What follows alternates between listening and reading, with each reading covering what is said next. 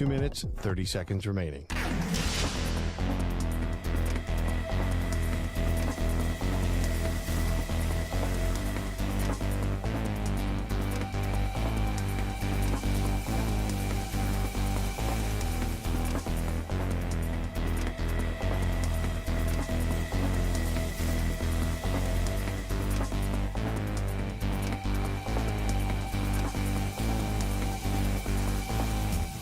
Two minutes remaining.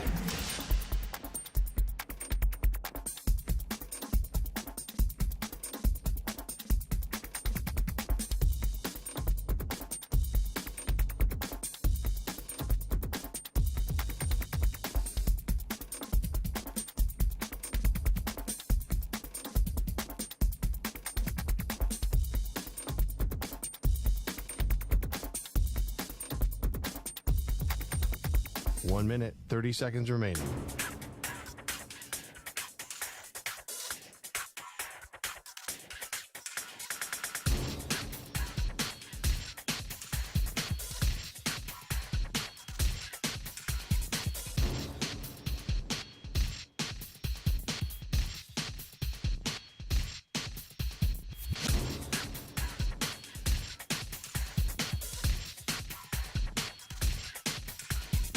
One minute remaining.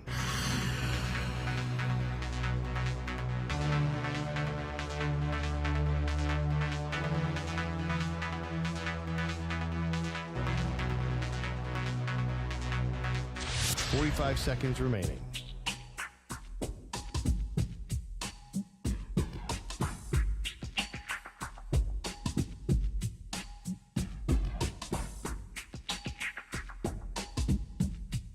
Thirty seconds remaining.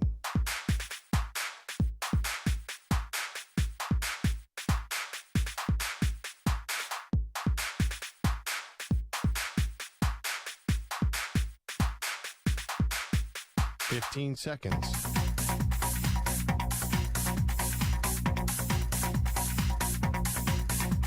Break ends in 5 seconds.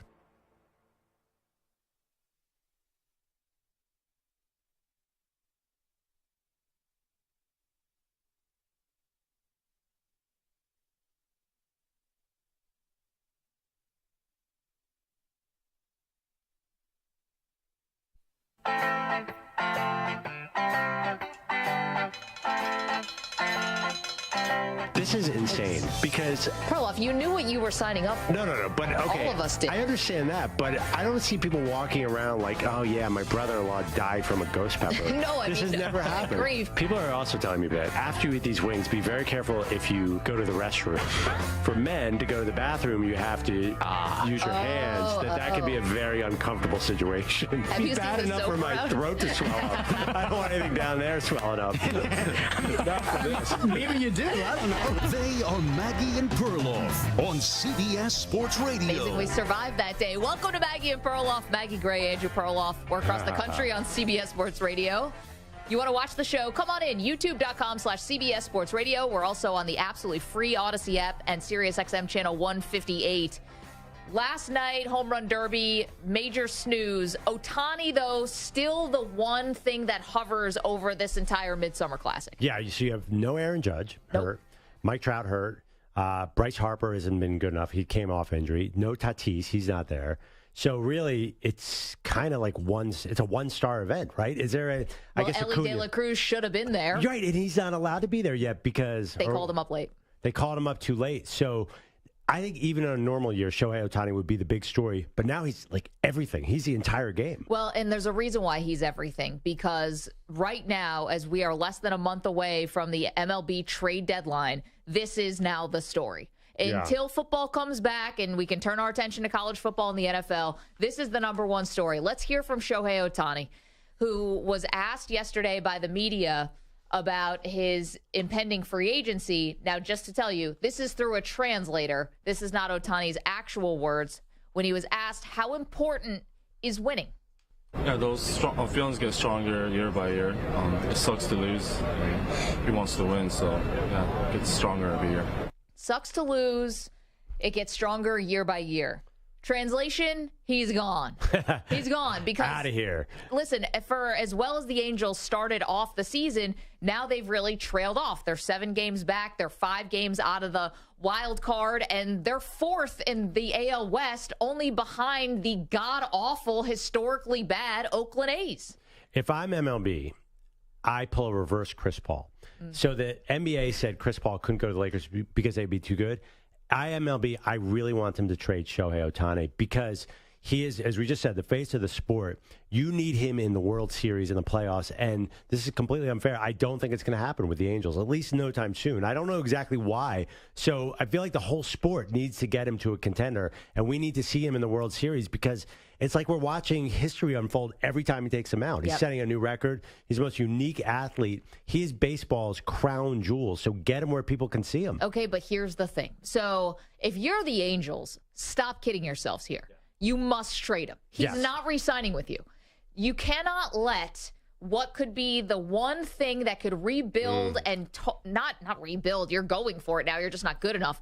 The one thing that can, set up your organization, you're hoping from now to kingdom come by the return you would get on Ohtani, right? By what you'd get back by trading him. Now, listen, it's tough because it's a rental for half a year.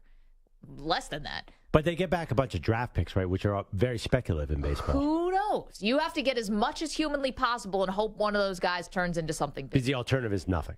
Nothing. Or I guess maybe no, nothing. Yeah, I think like a 3rd-round pick or something? No, like they'll probably do the qualifying offer thing and they'll end up getting like a pick. But it essentially nothing. Nothing. And so you really need to make sure you are going to trade him. Now, here's where the crazy part comes in. No one is going to trade this boatload of stuff for Ohtani unless they're absolutely assured that he's going to sign with them. You can't do that. That's bad business because there's no sure things in baseball. So you have to make sure he's going to sign with you. And that number is probably going to start with a 6. I mean, he's essentially a $30 million a year pitcher and a $30 million a year DH all in one guy. So it's probably going to start with a 6. $50 million hitter. $48 million pitcher. Sure, but you could get him. Hey, you know what? The way you say it could start with a 7. Either way, like you're actually kind of getting a steal. If you have $600 million for 10 years and you have a guy who actually is going to pitch and hit, then you might be getting a steal. Wow. Now, these long contracts never go that way. So is what you're saying is it needs to be a certain kind of market or a certain kind of team to even consider this, which will therefore limit the market? I think it will be. I think it's going to be Los Angeles Dodgers, New York, the usual suspects, the New York Yankees, New York Mets. The New York Mets, you'd be a fool. They're not getting anywhere close to the World Series this year. They're not even going to make the playoffs. The Yankees right now, Stu, how the Yankees doing right now, sir? Not very well. Yep, they stink too. Right, but we're talking about 10 years. Certainly they could afford Shohei Ohtani. So I think, and if I'm reading right, like really you're talking about 4 or 5 teams that are going to want to pay somebody with a 6 or a 7 as the first number. I wonder if it's even that many. But so you're actually narrowing a pool here. I'm fascinated to see where does he actually end up, because it can't just be a thing where this is what's going on with, Juan Soto. Now, it's crazy because the Padres traded for him and he still had a year and a half left on his contract. So they had to give up even more, and now he's not playing as well. And so what kind of payday is he looking for? It's going to be huge, of course, but maybe not as big. But for Ohtani, the sky's the limit here. So who's going to actually pull the trigger? Because, again, the Angels have to do this. They can't just say, we're going to go for it, we're going to hope, and we're going to pray. No, he's not sticking around. And so what happens? You go to the wild card and you lose, and then he leaves anyway? Or say you even go to the DS and you lose and he leaves anyway? He's not giving you an assurance, hey, if we just make the playoffs, I'm definitely staying. I wouldn't approach it the same way you are. If I'm the Dodgers, for example, I would give up a bunch of stuff for Shohei without a guarantee, thinking that you can re-sign him. Because if you're the Dodgers and a few other teams, you have so much stuff, it's worth the risk. I think you have to take that risk where if you get him in the building, I know this is like an NBA thing. You always sell him on the building. You get him in the NBA. Watch tonight. Watch Mookie Betts quietly sneaking over to Ohtani and whispering a few sweet nothings. I'm telling you, I think these teams that we're talking about think that they can recruit them once they're in the building. Now, there's another part of this whole Ohtani thing that still nobody knows the answer to. And that is when he first came over from Japan, teams on the East Coast did not know that they had no shot at him. He didn't want to go to the East Coast at all. Didn't want to go to the Yankees, didn't want to go to the Mets, no Phillies, no Boston, nothing. So, no Braves, nothing. So, they didn't know that. The Angels end up being the big winner there because also at the time, the Dodgers and the Padres didn't have the DH. Now you have it in the National League, so it opens it to everybody. However, does he still have that same preference to stay on the West Coast? Because now you narrowed your teams even more. I mean, you're talking about Seattle now. You're talking about San Francisco, of course. You're talking about the Dodgers. Maybe you're still talking about the Padres where they just have endless reserves of money. That's not a lot of teams. It's not a lot.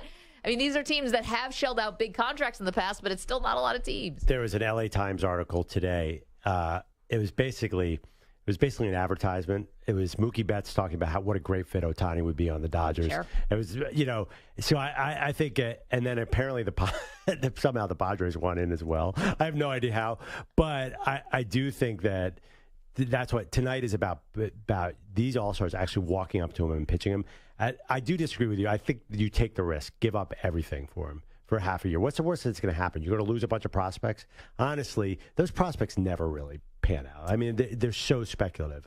Yeah, but that's the currency. Yeah, the Dodgers have so many players, it doesn't even matter. They're so rich. Their farm system has been so rich for so many years. I think the strongest teams, and I don't know. And, I saw this story also has, by the way, the Austin Riley, the Braves making a pitch, Alonso, the Mets making a pitch, the Astros making a pitch. Like the All-Stars tonight, watch. It's going to be a storyline tonight. People are going to bring this up. They're going to say Shohei would be great on our team. So I think because of the reasons you said, everyone's given up on the Angels, and now the open market. But I don't know. I do think that teams are going to be much more aggressive than you're saying, even for a half-year rental. And would you take him for half a year to win a World Series like Kawhi Leonard? Yeah, but here's the thing.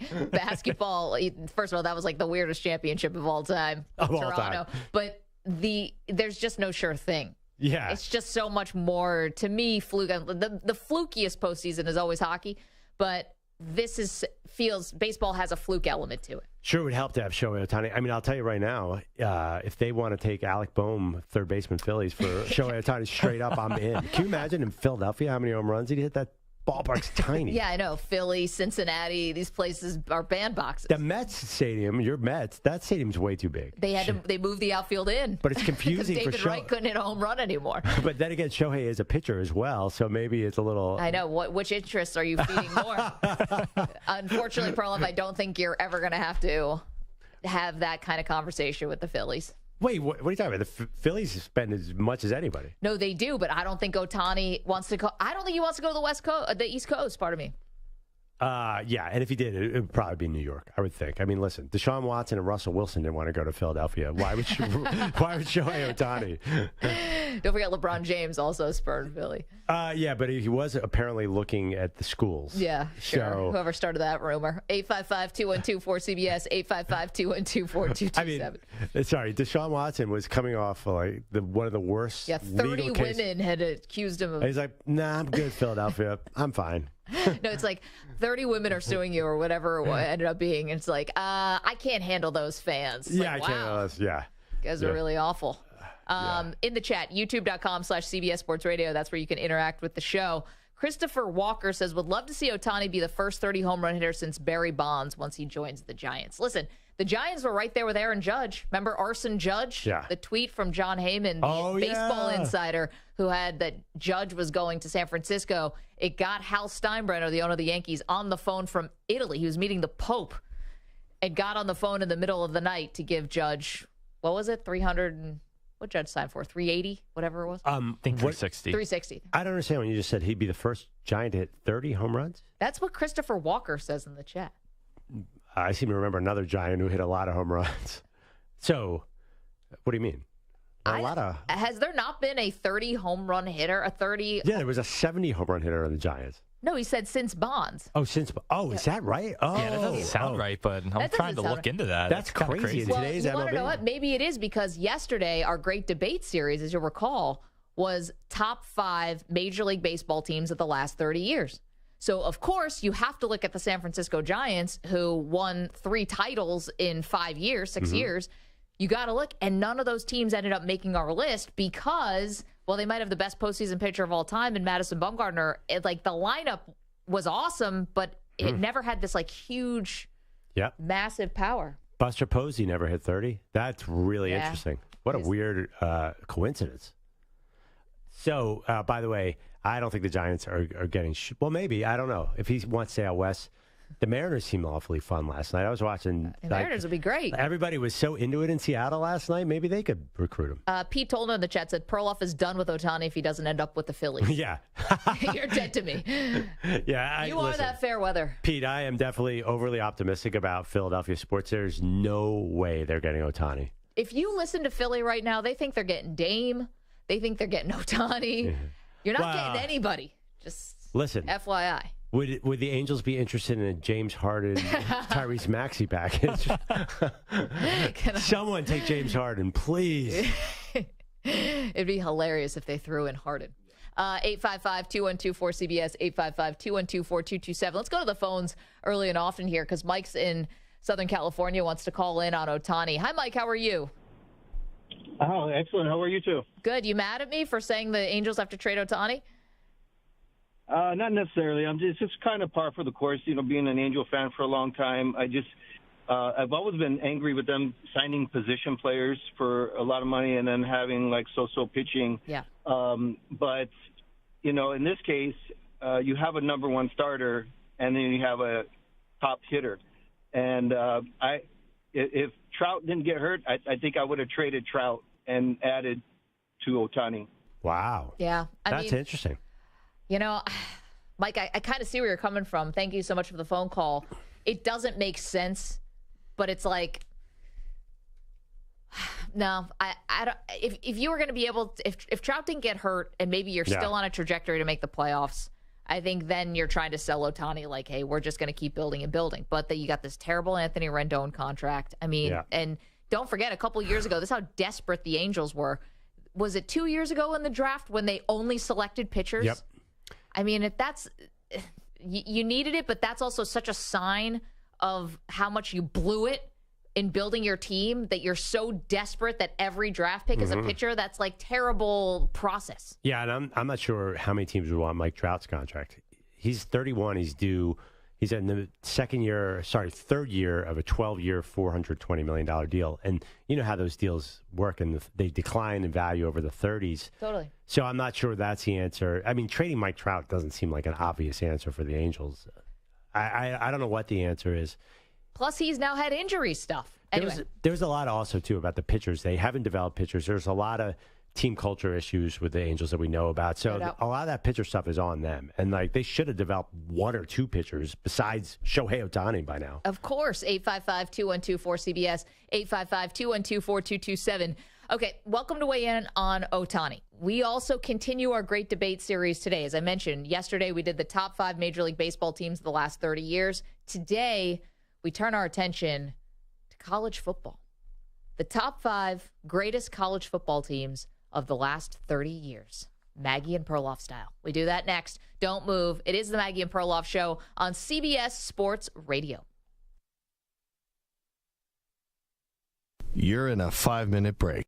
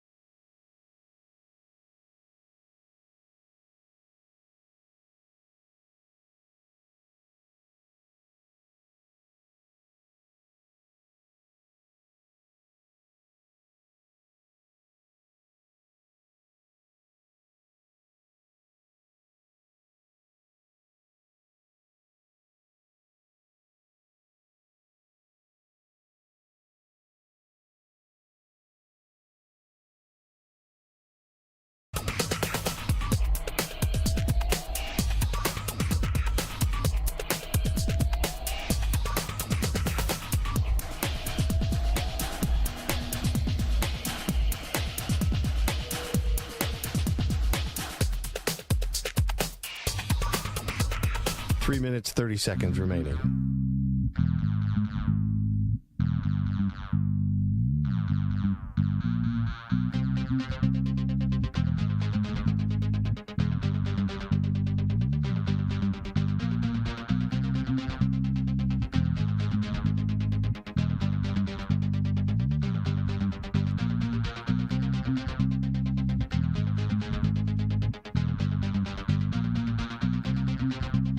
Three minutes remaining.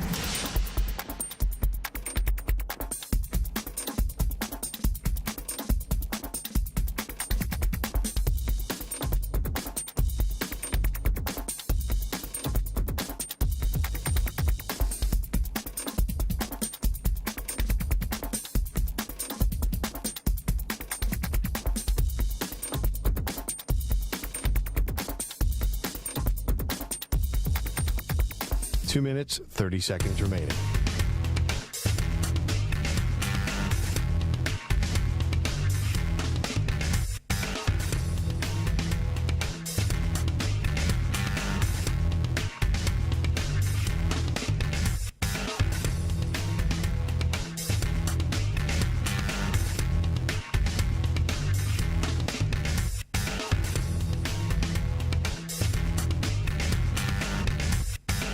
Two minutes remaining.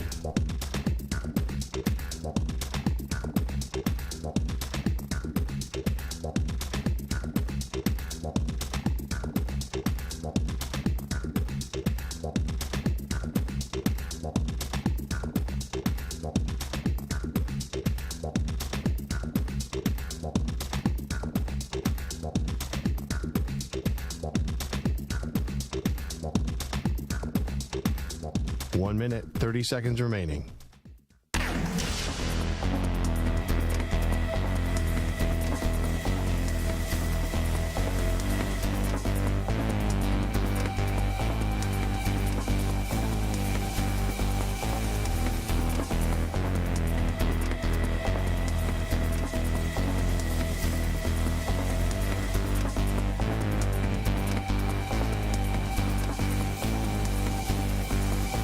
Minute remaining.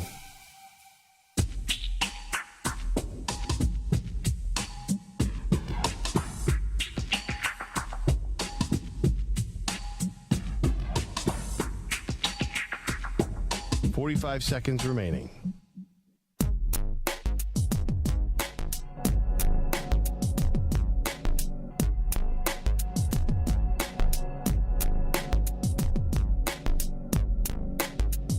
.30 seconds remaining.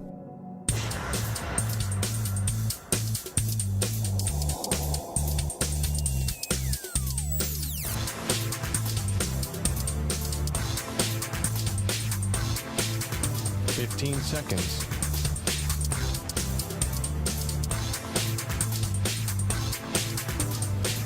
Break ends in 5 seconds.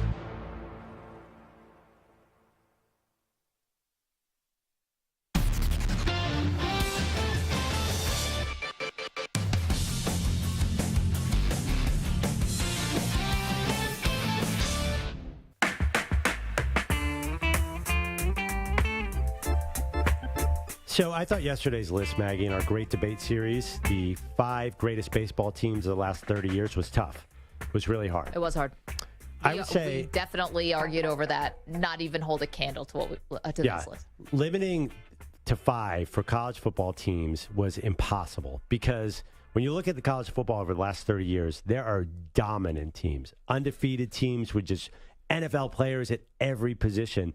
To narrow down to 5 was impossible, but we, Maggie and Perloff, can do the impossible. Yeah.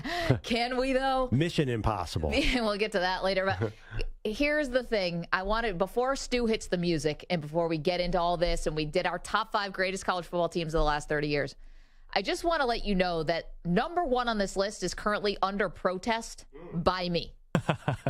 Perloff and I went back and forth on this so much that finally I just relented. Yeah. I just gave up. No, I was like, true. Fine, just do whatever you want to do.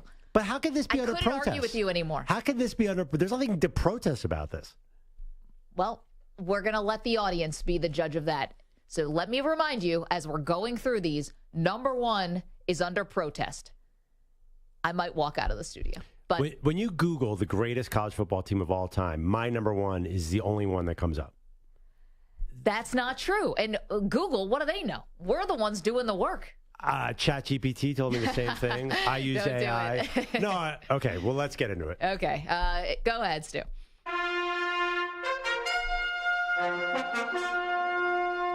The Great Debate Series. Best teams of the last 30 years. All right, college football. Here we go. Number 5 on the list. The 2018 Clemson Tigers. Backpedaling, Lawrence flips it open, wide open. Justin Ross off and running. The Alabama native wins the foot race, and Clemson strengthens its grip on this championship game. They won that championship over Alabama 44-16. They beat Notre Dame in the semifinal 30-3. Of course, they had an undefeated season at 15-0. They also beat Kenny Pickett's Pitt team in the ACC championship, if people don't remember that. Strength of schedule that season, 19th out of 130 Division I teams. They were 4th in the nation in points per game offensively. They were 1st in holding opponents to only 13 points per game. This was a team that had 5 first-team All-Americans. Christian Wilkins was unanimous. Clellan Ferrell, sorry, Stu, hasn't had a great pro career, amazing in college. Tackle Mitch Hyatt, Travis Etienne, of course, Dexter Lawrence, Trevor Lawrence as a true freshman, also on this team. Amari Rogers, Hunter Renfrow, T. Higgins, Justin Ross, you heard, Isaiah Simmons, Kendall Joseph, A.J. Terrell, just a few more. They beat 16-seeded NC State, 17-seeded Boston College with a very strong A.J. Dillon. Oh, get out of here. All right, just telling you. Don't tell me they beat Boston College. That should be banned from this list. Boston College was ranked at the time. That's the only reason I'm bringing it up. That's 18. The 2018 Clemson Tigers, number 5 on the list. Let's go to number 4, the 2019 LSU Tigers. Burrow, play action. Throws deep down the near side, looking for Jamar Chase. Caught at the 15-yard line. He will waltz into the end zone. Touchdown, Tigers! 52-yard touchdown strike. A.J. Terrell was on coverage, but got beat by Jamar Chase, who hauls in his 19th touchdown of the year. Joe Burrow throws touchdown number 56. How about that? So, of course, Joe Burrow and Jamar Chase still throwing and catching touchdowns now with the Cincinnati Bengals. So 15-0. They beat Jalen Hurts' Oklahoma team in the college football semifinal 63-28. They beat Clemson 42-25 in the college football playoff final. They averaged 48 points per game. That was first. The defense allowed about 22 points per game, so that was 32nd of 130 Division I teams. The strength of schedule that year, 6th hardest in the country. They beat number 9 Texas, number 7 Florida, number 9 Auburn, number 2 Alabama, of course, with Tua, number 4 Georgia in the SEC championship game. 4 All-Americans on this list. Joe Burrow, who also won the Heisman with the highest percentage of first-place votes in history. Jamar Chase, who also won the Biletnikoff Award. Derek Stingley Jr., Grant Delpit. The O-line also won an award for the best offensive line in the country. Yeah, that's it's not a bad little team right there. Light up your cigars for Joe Burrow. And you know what's funny, too? Nobody thought anything about that team coming in. Which is wild. Justin Jefferson. Did I mention Justin Jefferson was on the team? I don't think you did. How did I forget Justin Jefferson? I'm sorry. So Jamar Chase won the Biletnikoff and was the All-American. Can you name the other All-American that year at wide receiver? Jamar Chase. Oh, okay. So it was his 19? CeeDee Lamb. Oh, really? Was the other one. I would have said one of the Alabama guys, but okay. Justin Jefferson. Incredible on that team. Okay, let's move on. Number 3, top 5 greatest college football teams the last 30 years. The 2004 USC Trojans. Leiter gives the ball to Bush. He bounces in there for daylight, and he's got a first down. He breaks loose. It's a foot race down the sidelines. Bush is down to the 5 and scores as he somersaults into the end zone. The Trojans, 13-0 under Pete Carroll. They averaged 38 points a game. That was 6th best in the country that year. 13 points allowed on defense. That was 3rd best in the country. Their strength of schedule, 5th overall in Division I. They beat Oklahoma, Adrian Peterson's Oklahoma team, in the Orange Bowl, 55-19. Matt Leinart, the Heisman and an All-American. Reggie Bush, an All-American. Lendell White, Sean Cody. You had Matt Castle as a backup, which is always just kind of funny. Steve Smith, Dwayne Jarrett, Keith Rivers, Terrell Thomas. It went on and on and on. We put the 04 team over the 2005 team. Almost like they feel like they should be on an NFL list because that was the pro team of Los Angeles at that time. It was basically, there was so much sizzle around that team. They were different than anyone on this list in the sense that they were so glamorous. It was like Will Ferrell on the sidelines it was a Hollywood team. Yep, absolutely. So that is number 3 on the list. Now, again, I'll let you know, number 1 is under protest by me. So here's number 2 on the list. Number 2 on the greatest college football teams of the last 30 years. The 2001 Miami Hurricanes. Give it to Portis. Lost his balance, but keeps on going, and he might tear it open. Touchdown. They thought they had him. They didn't wrap him, and suddenly he was gone. Unbelievable. I think this should be number 1 on the list. This is Larry Coker's Hurricanes. Points per game, 43. That was 43, averaging 43 points a game, third best in the country. They only allowed 10 points per game as a defense. This is insane. Not too bad. Of course, that led the nation. Their strength of schedule overall was 22nd. Should I read just the players on this team? Sure. That you obviously are going to know. We can start with Ken Dorsey, but he's not even the most famous guy here. Willis McGahee, Frank Gore, Najee Davenport, Jarrett Payton, our friend, Andre Johnson, Jeremy Shockey was an All-American, Kellen Winslow, Philip Buchanan was an All-American, Ed Reed had 9 interceptions, he was an All-American, Antrell Roll, an All-American, Bryant McKinney, an All-American, William Joseph, Jerome McDougal, Matt Walters, Andrew Williams, Vince Wilfork, ever heard of him? Jonathan Vilma, DJ Williams, Joaquin Gonzalez was an All-American. Todd Severs was an All-American. This was a stacked team. To me, this should be number 1. But Perloff insisted, and I finally relented. The number 1 team on the top 5 greatest college football teams of the last 30 years, the 1995 Nebraska Cornhuskers. Yes. Frazier adding more numbers, more yards to those. Oh, they don't have them yet. Look at Tommy Frazier. How many tackles can one man break? Touchdown. His second touchdown run of the night. 14 carries, make it 195, a career high. Okay. So I don't need to defend the 1995 Nebraska Cornhuskers. They top every list. Some stats on this team. Okay, go ahead. Okay.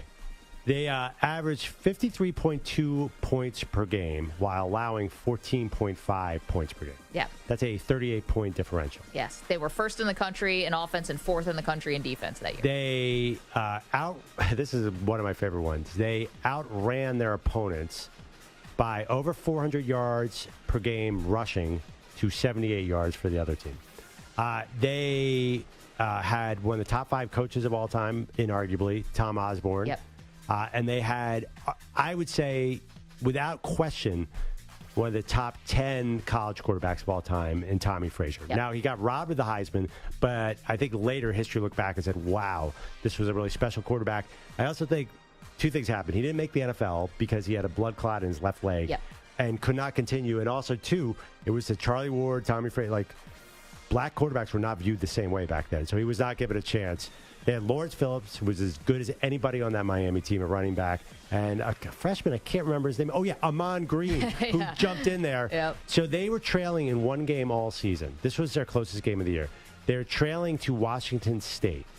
I think they were trailing 7-0. They were up 28-7 by halftime and then put in the subs to win 35-21. That was their closest game by far.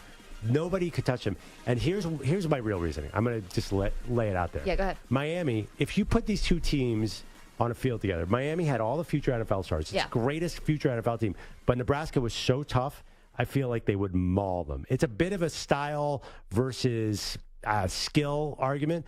But Nebraska was so tough and so confident and so mean that they just completely intimidated their opponents, just like Miami did. I was going to say, you want to have a toughness competition. Can I offer you Ed Reed and Bryant McKinney? Ed Reed? Ed Reed is like one of the best safeties of all time. Yeah, but he's not Mr. Tough Guy. He's actually... On the field he was. Ed Reed? No one's scared of Ed Reed. There's about 50 other guys that you'd be scared of, like those linebackers on that team. But here's the other thing. Miami was so good, had this huge margin of victory. Look at them on the road. When you bring people in the Orange Bowl, first of all, it feels like the whole thing is about to fall over at any second. It's incredibly intimidating. But that team, I looked at their record. They went out on the road and could barely beat the ACC or Big East teams or whatever they were in at the time. They were dominant at home, average on the road. But their average margin of victory in games was 33 points. Right, but look at a couple of their games were super close. Virginia Tech, they only beat by a couple points in Blacksburg. They actually let BC, who was nothing back then, stay in the game in Boston. They were just one of those teams where, I have no problem with number 2, but 95 Nebraska to me was just more dominant. So, and we're arguing about degrees of dominance, but I think you have the NFL in your head with these teams. Maybe I have the NFL a little bit, but because let me ask you one thing: if you have your 5th string running back as an NFL player, does that make you a greater team? He's not on the field. Frank Gore's not on the field for that team. I understand, but I'm just talking about if you put the 2001 Hurricanes up against the 1995 Nebraska Cornhuskers, I actually think that Miami wins. No way. I do. First of all, you have such a coaching advantage and you have such a quarterback advantage. I just think, Nebraska averaged 400 yards of rushing a game. They would rush them to death. I know, but this is the best defense of the year. They were holding opponents to 10 points. Nobody was going to hold that Nebraska team. Nebraska's offensive line just mowed people over. But here's the thing. You're talking about how Miami didn't have a great strength of schedule, 22nd in the country, right? Nebraska's was 24th. Nebraska beat 4 top 10 teams that ended up in the top 10. 4, and they killed them. They beat them all by 40 points, including they beat a really, really good Florida team. In the final game, 62-24. They're both incredibly. Yeah. First of all, I think we're arguing apples and oranges. So we've been debating this so much over the last couple days that it's like you're talking about degrees of greatness, but I just couldn't do it anymore. I was like, I'm just, this is under protest because I'm not going to convince you and you're not going to convince me. But it's college football. It's not. This is the best college football team. So, yes, that Miami team was the best NFL team that happened to be playing college football. But I still think Nebraska, and I stick by this one. And also quarterback and coach. Coker's okay, but I've been lucky enough to go to Nebraska. I think you've been there, too. I've never been to Nebraska. You've never been to Lincoln. It's amazing, and you get such a great education there about Tom Osborne and about the history. I have nothing but respect for the history of Nebraska. I just think that 01 Hurricanes team was better. 855-212-4CBS, 855-212-4227. All right, what did we get right?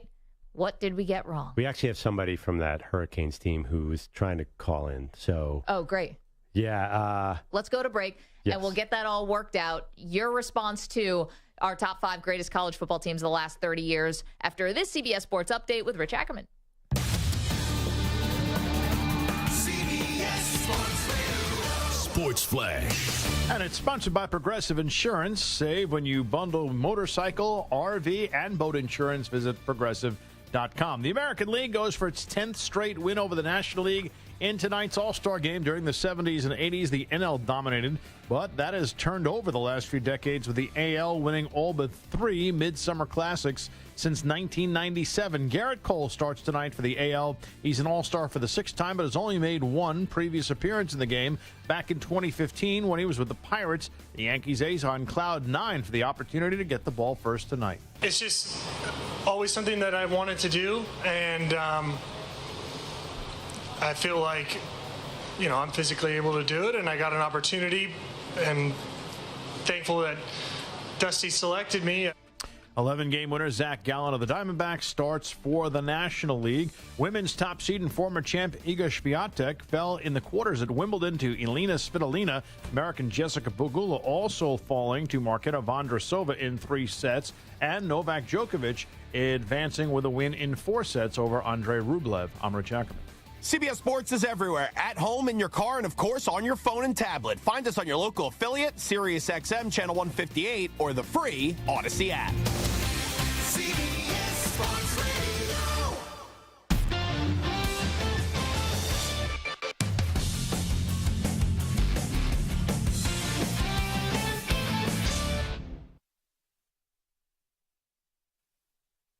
You're in a 5-minute break.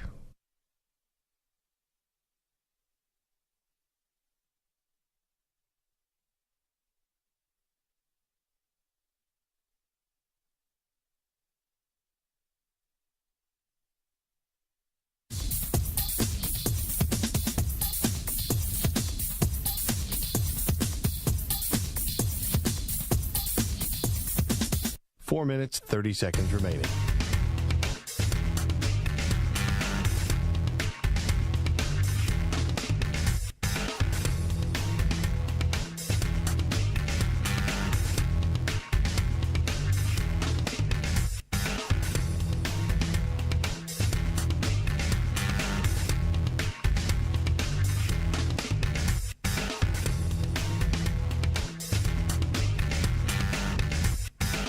Four minutes remaining.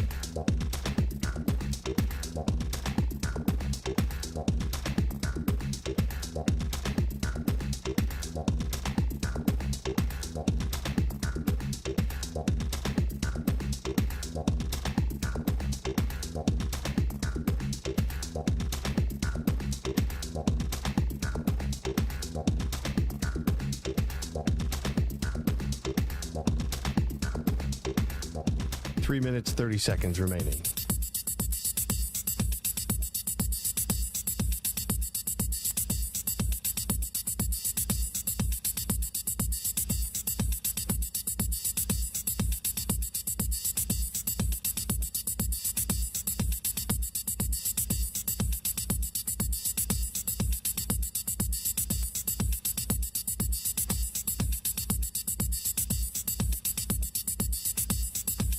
Three minutes remaining.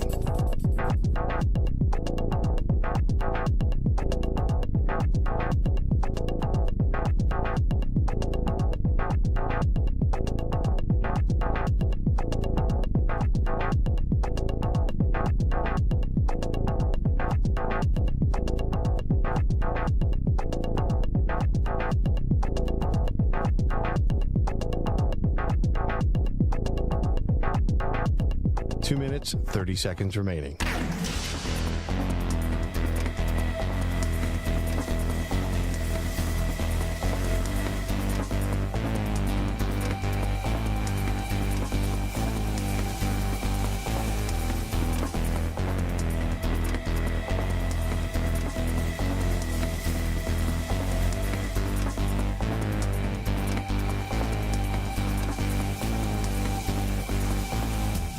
Two minutes remaining.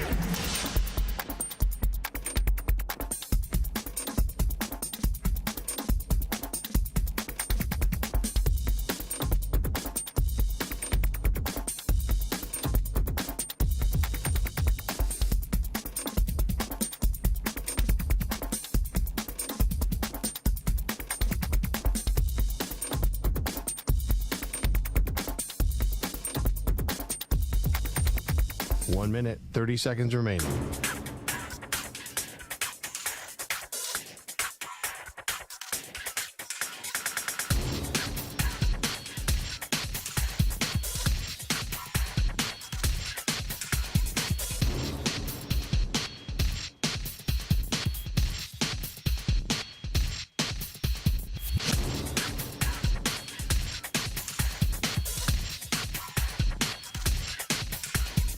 One minute remaining.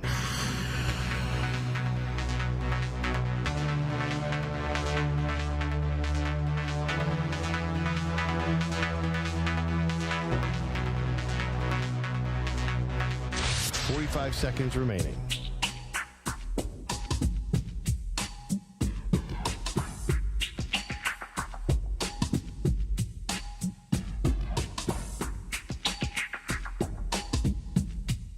$30 seconds remaining.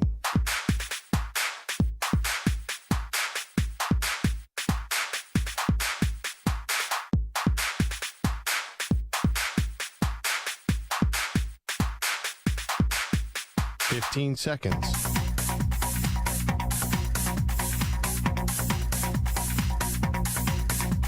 Break ends in 5 seconds.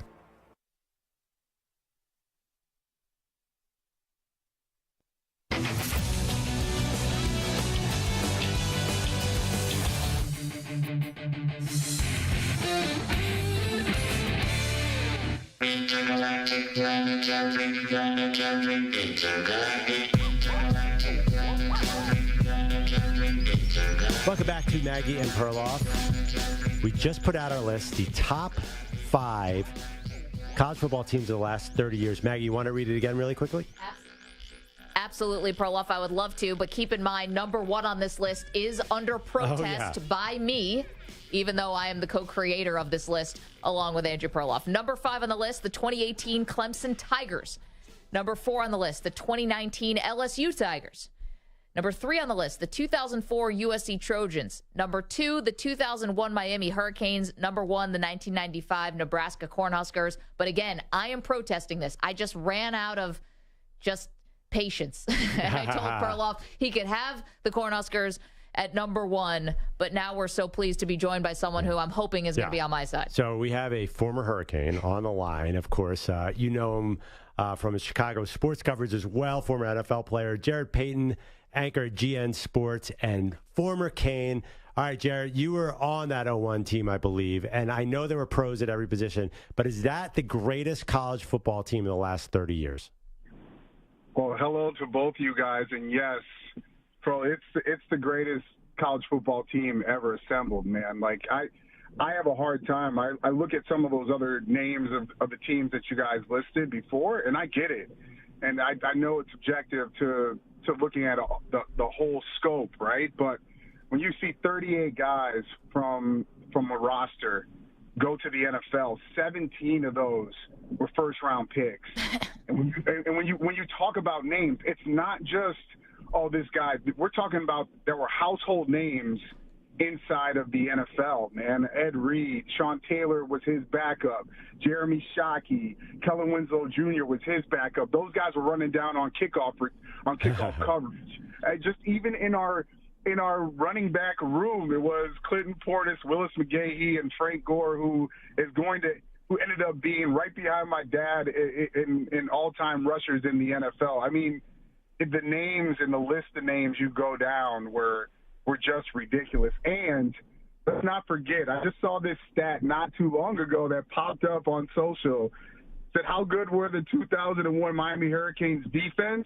If the offense did not score a single touchdown, the team would have gone 8-4. 8-4. Like, I have so much respect for all those teams, even that Nebraska team in '95. Like, don't get me wrong. But when you look at the talent, I just don't know if there will ever be a talent put together that not only was good in college, but also guys that went on to the NFL and made name for themselves as well. Jared, why did you go there with Willis McGahee and Clinton Portis? And why did all these guys, why was anyone attend this college when there's 3 future NFL Pro Bowlers on the depth chart ahead of you as freshmen? I know eventually you got your turn, but why'd you pick Miami? All right, Maggie is right. She said it because we wanted to win. I'll never forget on my recruiting trip, Vernon Carey was the #1 player, offensive lineman out of Miami Northwestern. He was on the trip. It was me, him, Andre Johnson, Portis, Philip Buchanan, all these guys that, were in the league. And I went to all these other schools, right? Miami was my last trip. And I never heard a group of guys come together as recruits saying, if we come here, we have a chance to win a national championship. And that's what did it for me, man. That's what it made me. My dad told me, too, like before he passed and before I made my decision, he said, don't just go somewhere where you can play. Go somewhere where you can win championships. And that was what I felt like when I was on my visit at Miami. So I came in with Portis. Willis came in after that, and then Frank Gore came in after that. So it was just the luck of the draw for me, and I just wasn't on the right side of luck. But I would never change it for anything because I learned how to work. I learned how to grind out my life, not just in athletics, but in the business world now, in my profession. And so I've learned so much from all those guys that I would never change it for anything.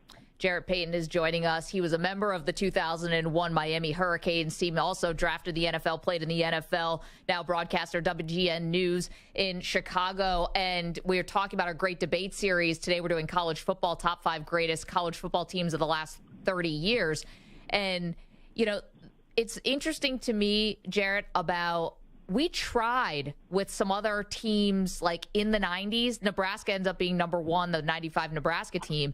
But we were like, is this recency bias? We've got the 18 Clemson Tigers. We've got the 19 LSU Tigers. We have a lot of very recent teams, but I just feel like they deserve to be on this list.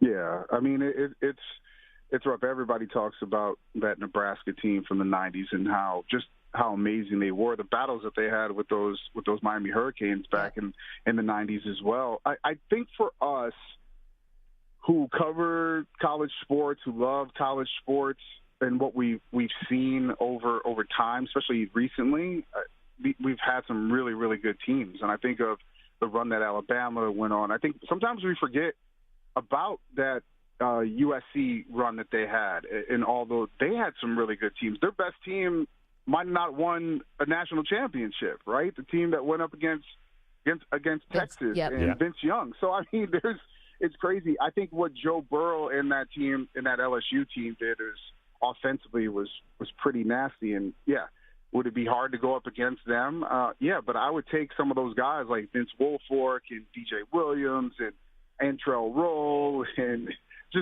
Jonathan Vilma, all these names on that defense to be able to go up against those offense. And I think that's the hard part, but it makes our job so much cooler that we can have these debates. And I'm all for it. And I want everybody that loves their university to have passion and pride.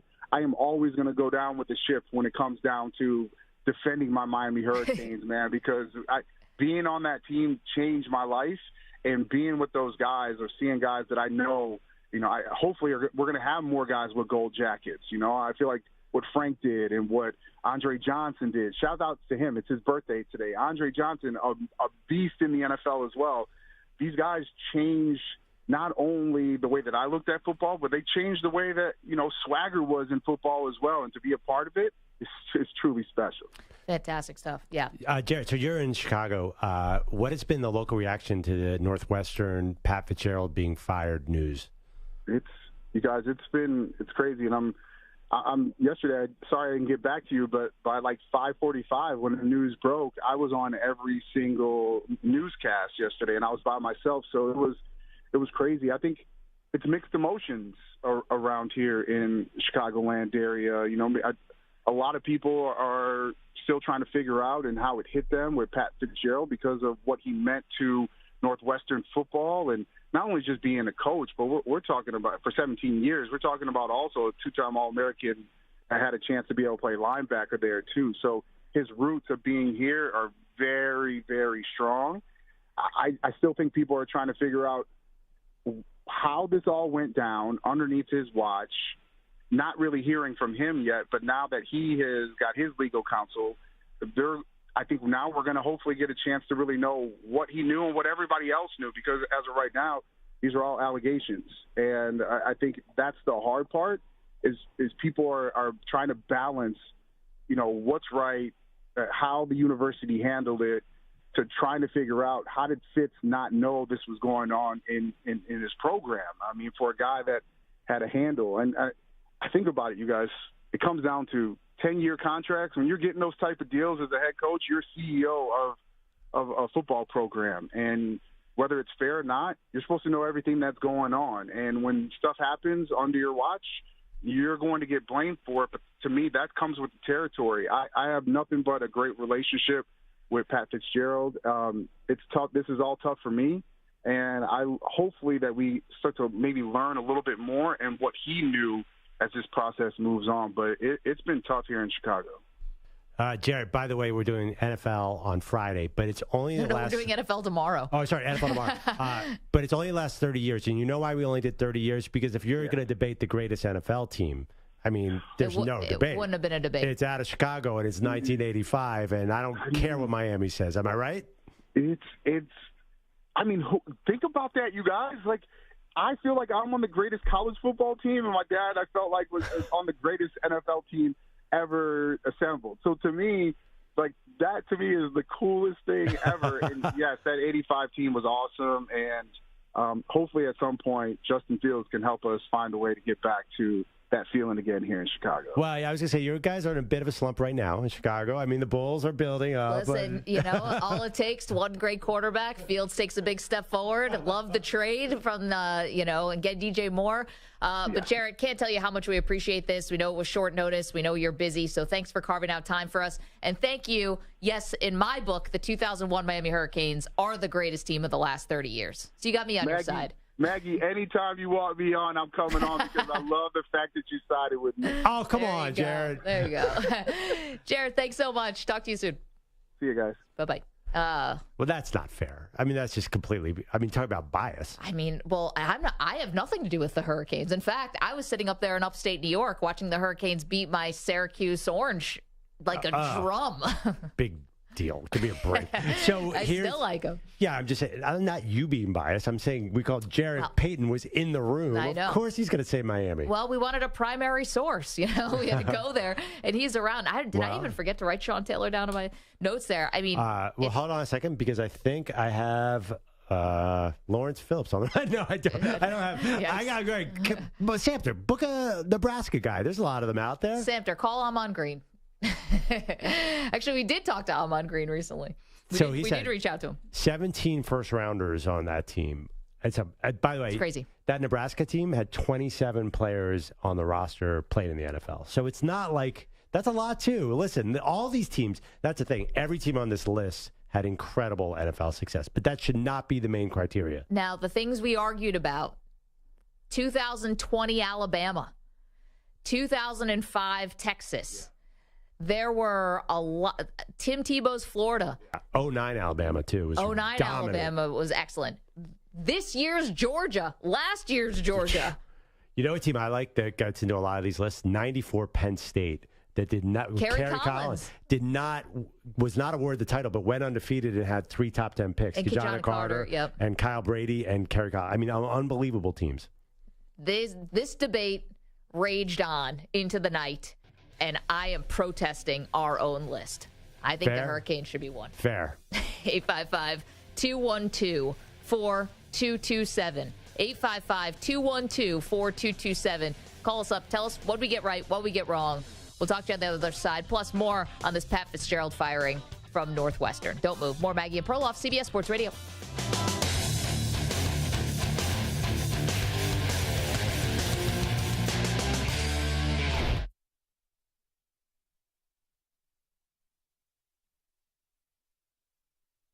You're in a 5-minute break.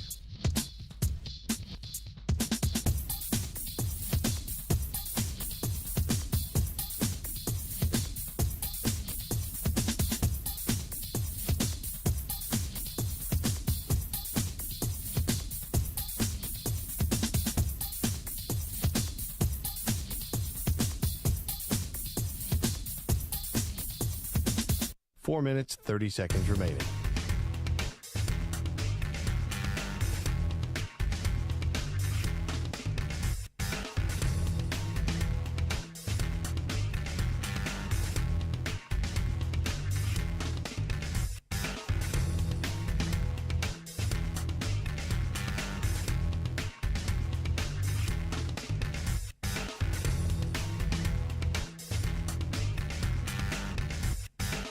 Four minutes remaining.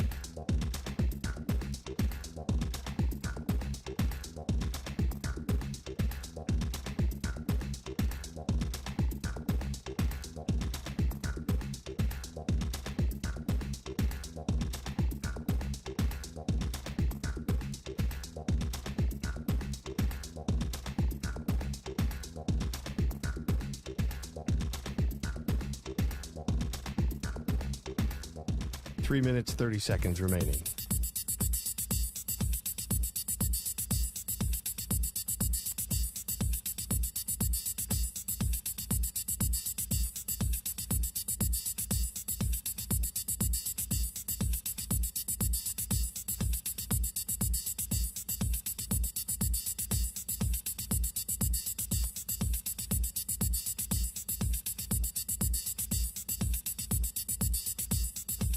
Three minutes remaining.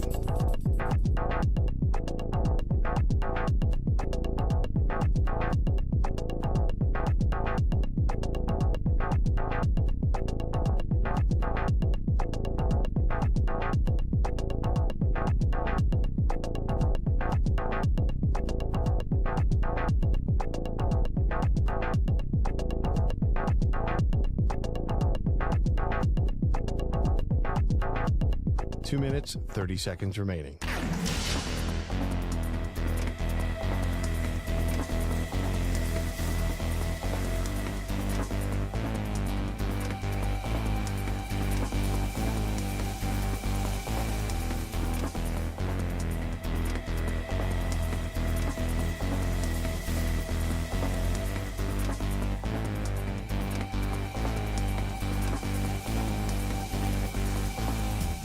2 minutes remaining.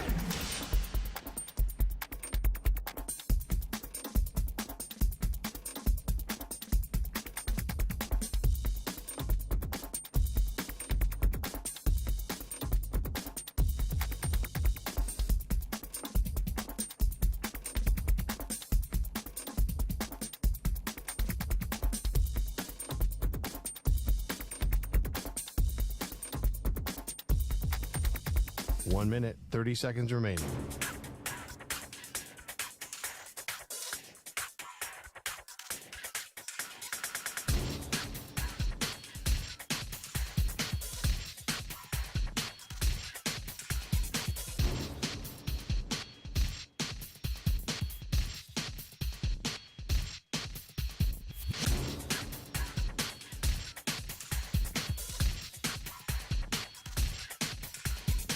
One minute remaining.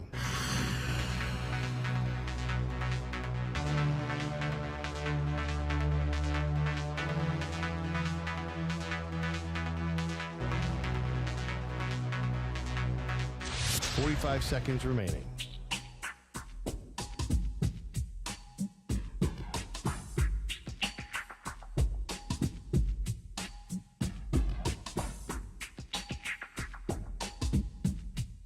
Thirty seconds remaining.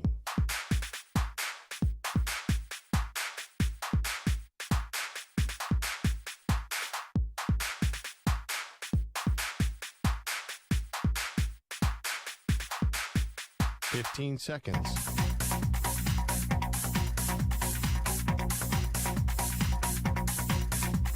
Break ends in 5 seconds.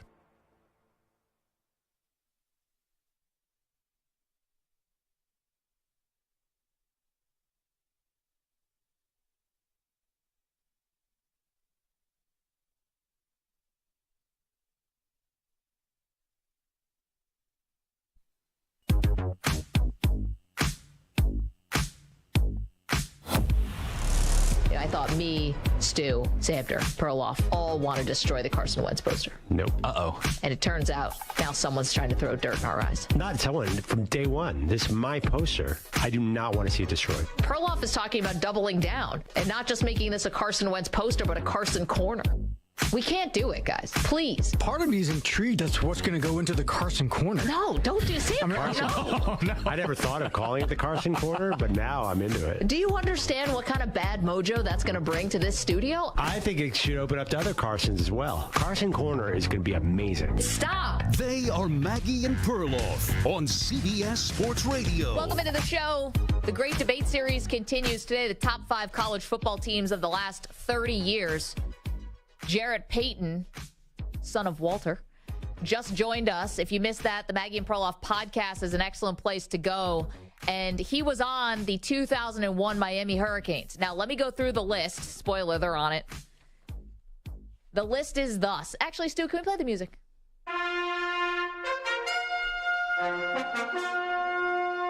The Great Debate Series. Best teams of the last 30 years. Best college football teams the last 30 years. I'm not going to go through the whole list to get like the whole bios Perloff again, but just for our new audience, the 2018 Clemson Tigers, the Trevor Lawrence, Christian Wilkins, incredible, beat Alabama in the championship game 44-16. They're number 5 on the list. Number 4 on the list, the 2019 LSU Tigers. Little Joe Burrow, little Jamar Chase, little Justin Jefferson. You've heard of them. Derek Stingley Jr.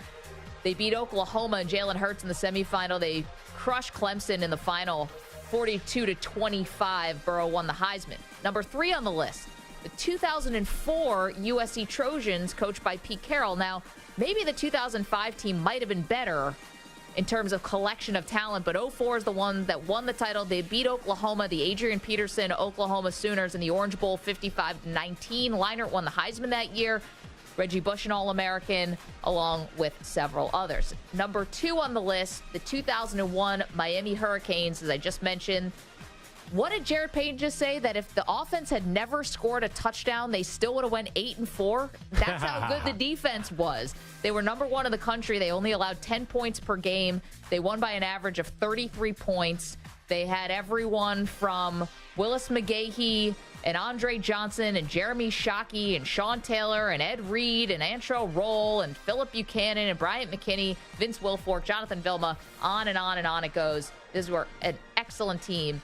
2 on the list. Number 1, the 1995 Nebraska Cornhuskers, 12-0 when they were playing in the Big 8. Tom Osborne, legend. Tommy Frazier, one of the great college quarterbacks. Unfortunately, his career got cut short. They defeated the Danny Werfel Florida team in the Gator Bowl, right? And Amon Green, Lawrence Phillips sharing a backfield. Was it it was the... I got to double check. Maybe Fiesta Bowl, I want to say. So here's the thing. The big debate between you and I is Nebraska versus Miami, which are two, all-time incredible teams. So the one thing about that Miami team, it only won 1 year. So it was not so good. Basically, they even improved in their 0-2 roster and lost to that also unbelievable Ohio State team, which could easily be on this list as well. Well, that's also because, as you mentioned, one of the big disparities between that Nebraska 95 team and the 0-1 Hurricanes was the coaching. Tom Osborne was a much better coach than Larry Coker, and Jim Tressel beat Larry Coker. But also McGahee got hurt in that game. Yes, he did. I mean, that's the Bills ended up drafting him at even though. That was one of the all-time great games in 2001. So I think you could Nebraska won 2 in a row and was actually in a third title game the year before. I think the longevity proves something to me. I am making a strong case for that Nebraska team, but both teams, I don't mean that to be a disrespect to Miami. I'll look back just for fun. I'll pull out the old Miami depth charts just to see. It's your idea of a good time. It's insane. I believe you. My favorite thing is when there are teams that just collect so much talent in one position.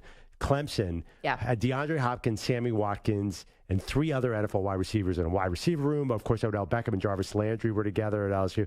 So it is crazy to me because I said to Jarrett Payton, the former Miami Hurricane, like, why would you go to a school when you already have 3 All-Americans at the same position ahead of you? And he said very clearly, to win. Well, that's why Alabama does what they do. That's why Ohio State is like wide receiver you along with Alabama right now. It's amazing. And listen, it was hard to leave that 2020 Alabama team off this list. It was an excellent team. And by certain metrics, it was one of the strongest teams ever.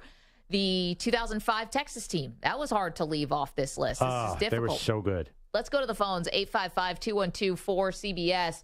Jeff is in Omaha. I wonder if he's going to support me or Perloff. Hey, Jeff, how are you? Let's hear it, Jeff. 100% Perloff, man. 100%. If you guys would have left that 95 team off that list, not number 1, it would have just been a total wrong list. Listen, watching that team, they were so dominant, it was ridiculous. Everyone knew what was coming. Every play, you line up, you try to stop us, you're not going to be able to. There's one thing you're forgetting, Maggie, is 94, we went down to the Orange Bowl and played your Miami Hurricanes there, where they were like something like 62, and they won 62 of their last 63, and we took it to them. It was the fourth quarter. That was Warren Sapp's defense. I mean, Warren Sapp, he couldn't even keep up, I mean, get real. Anyways, I love your guys' show. Keep it up. Keep it up. Thank you, Jeff. Appreciate you and appreciate you defending your Huskers. What I love is the battle of styles. Like, Nebraska is just pure. They're going to run the ball. I mean, they're running the option, so it's a little tricky, but that's old school college football to me. It's almost like an homage to the past because you knew they were going to try and run the ball, and there was nothing you could do about it. Let's go to our pal Sean, who's in Oregon, wants to talk about a team we left off the list. Hey, Sean, what's up? Hey, I like the 2005 Texas Longhorns. I think that was probably the best championship I ever seen. But I also want to give credit to 2010 Auburn Tigers when they took down my number 2 Ducks. Yep. Oh. We thought about that team, the Cam Newton team. Yep. That's another one. They definitely would have fit on any kind of top list, for sure.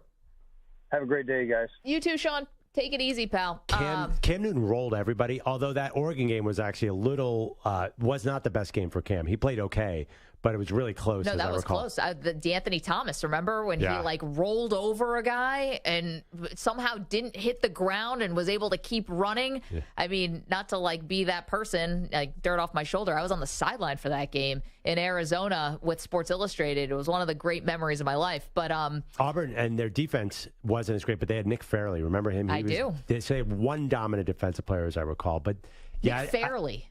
Isn't that how you pronounce it? It was Nick Fairley was his name, right? Who was a draft pick from the Detroit Lions. Huge guy, Nick Fairley. Yeah. So he was really good, but they didn't have like the, you look at Alabama 2020, they didn't have a future NFL star at every position. What's crazy about this is, again, we really were trying not to do like the full recency bias. Now we're doing the last 30 years. So ultimately you are going to get, very recent teams. That's the point. But not having more teams from the 90s, like we really did go back and try to comb through. And the even earlier 2000s, only the 2004 Trojans make the list. And so what's crazy about the Trojans is, again, we put 04 on the list, even though 05 might be better. 05 lost to Texas, obviously. And this comes back to our philosophical debate, which is, can you be an all-time great team if you didn't win the championship? And I think the 05 USC team was better than the 04 team. They just lost to Vince Young in this incredible game that we still talk about now, almost 20 years later. Well, we did some research on this. The defense was much better in 04. That's true. For whatever reason. The other thing, too, is sometimes you read those names of future stars. They might be freshmen, and they might not even be playing that much. So you might have a bunch of NFL guys. By the way, a couple of old school teams that 99 Florida State had basically. 99 Florida State had basically the Peter Warwick Florida State had pros at every position. The Jameis Winston, that Florida State team, I mean, listen, Jimbo might not have been Jimbo Fisher, the greatest coach of all time. They were loaded with pros. Charlie Ward's Florida State, I think they might have missed the list, but there were dominant teams. What's Josh Heupel's Oklahoma team? Nobody touched them. That was at 99, right? I think it was 0. 2000. Yeah. And then, of course, our guy, Tim Tebow. I know. Because he had like one loss seasons. I know, but that one loss season was Ole Miss that they lost to, and it was a shocker. And then they went on like the biggest heater of all time. Was that the speech? Yes, the speech that was the speech. I mean, arguably the greatest college football player of all time, not on the list. Great, and no Alabama on the list just feels wrong. But go through it and who you knock it off? Yeah, I mean, 2020 Alabama, I feel bad is not on this list. Jonathan is in Wisconsin, has one that we have not talked about yet. Hey, Jonathan, how are you? Hey, good. Thanks for taking my call. Sure thing. What's up? I think it's a little obscure, but the 1997 Michigan Wolverines deserve some love. Yep, the national champions there. Yep. Yes, Lloyd Carr's third season as head coach, and they were written off. I think it was 3 consecutive 8-4 seasons before that. Charles Woodson, the first ever defensive Heisman Trophy winner, and the last quarterback to ever beat out Tom Brady in a quarterback competition, Mr. Greasy on that team. I think they need some love also. This was an amazing team. I'm just looking at some of the numbers. Jonathan, thank you for the phone call. So that year, 12-0, of course, and their offense, they scored about 27 points per game. It was 48th out of 112. But the defense, they only allowed 9.5 points a game, 10 points a game. Number one. Yeah, but I'm looking. I knew something sounded funny there. Did they split the title? I'm looking. I think that was pre-championship game, right? Right. So they beat Washington State in the Rose Bowl. Yeah. So Nebraska was also undefeated that year, which is funny too because '94 Nebraska was undefeated and knocked off my Penn State Nittany Lions. It was a little harder back then without the Final Four. I don't know. Does that make, if you go through a Final Four in the modern era, does that make it more of an achievement, less of an achievement? Should that factor in at all? I think so. I mean, I think that's why Clemson and LSU, and that's why probably 2020 Alabama should be on this list. I mean, Georgia won their title game 62-7. No, but they, but TCU maybe. Listen, I love TCU. They beat Michigan. I know, but I love that TCU team. But, they were in a totally different weight class. I love that Cincinnati team, but once they got to the Final Four, just wasn't the same.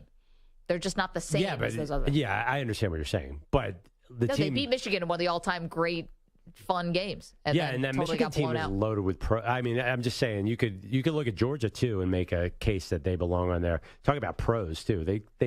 The 2021 team, your favorite team. There were 6 first-rounders in the 2021 team who left, and then they just generated a whole new set, which makes me nervous, by the way, looking ahead.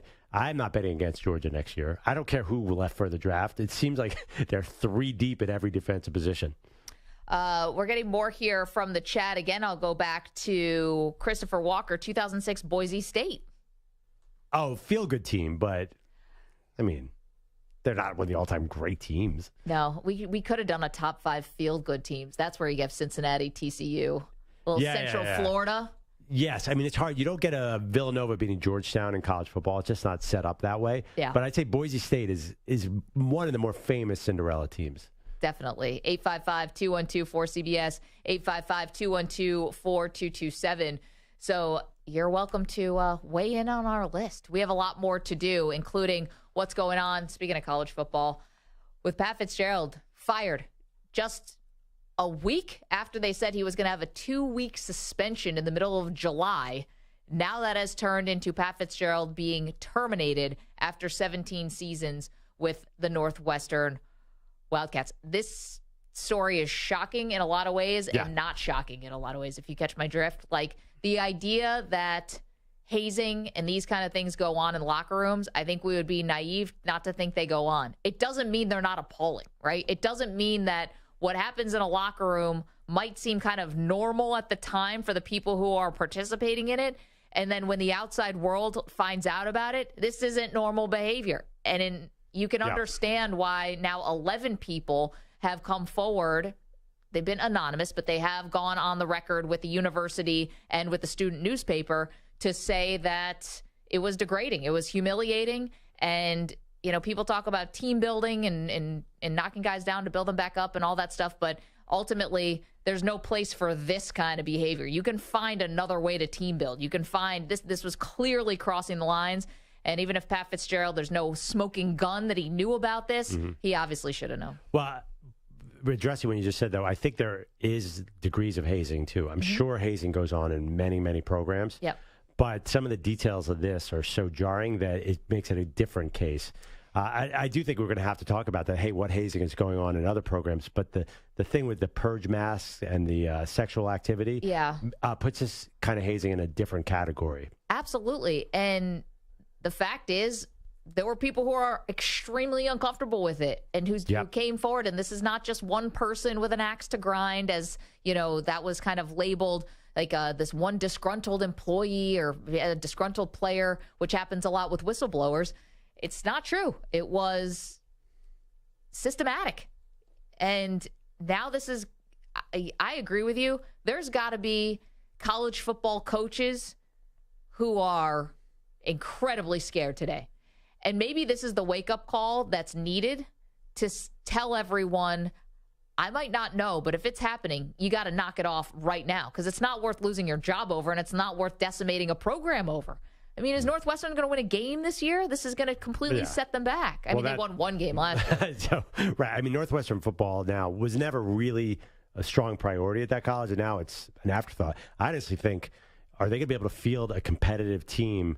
Like, are they going to be able to stay within 70 points of the Big Ten teams? Because the transfer portal's open. So the players that are there could easily be taken away. Not just the players who are there. They have every right to transfer, even if they've already hit the portal before. I think they should be able to leave again because this is a unique circumstance.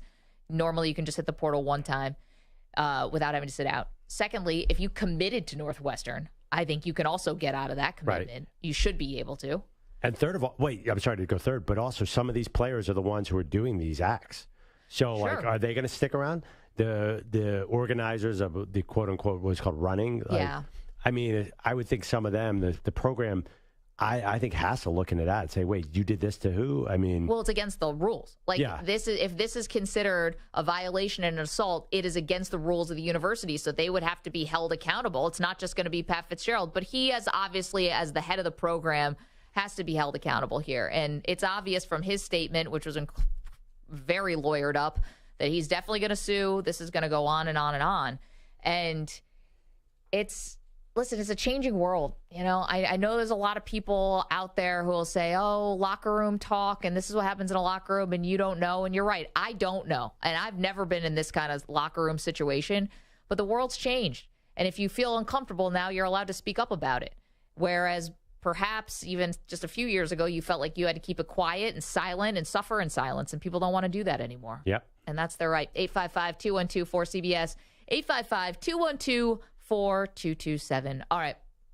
What is the future for one of the bright young stars in the NFL? We're getting some clarity here on what the timetable is for this young superstar to hit the field. We'll get all that for you and more in our great debate series, Top 5 Greatest College Football Teams of the Last 30 Years. Don't move. It's Maggie and Perloff, CBS Sports Radio. You're in a 5-minute break.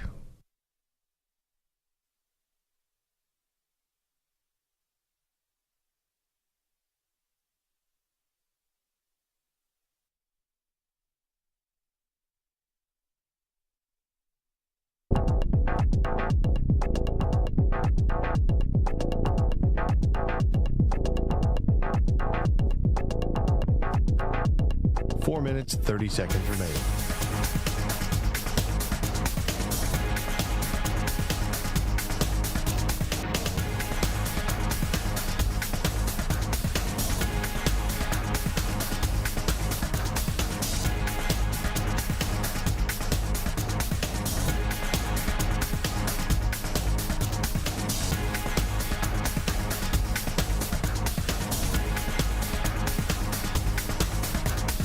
Minutes remaining.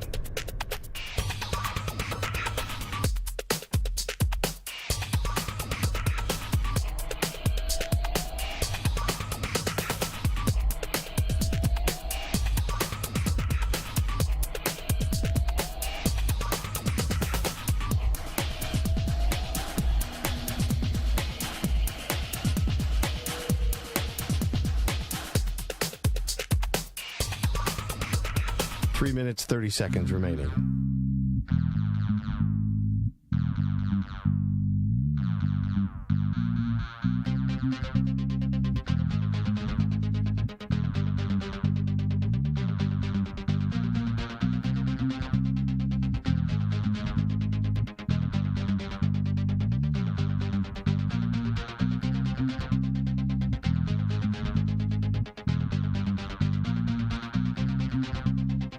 Minutes remaining.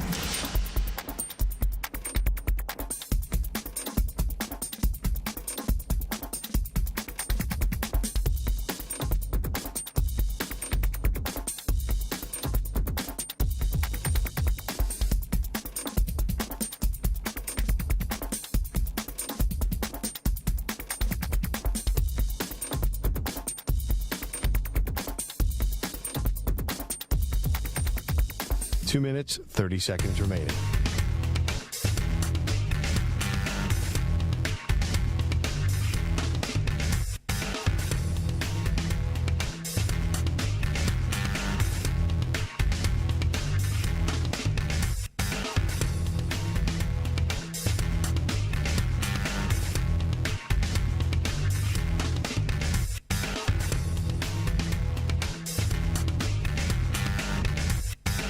Two minutes remaining.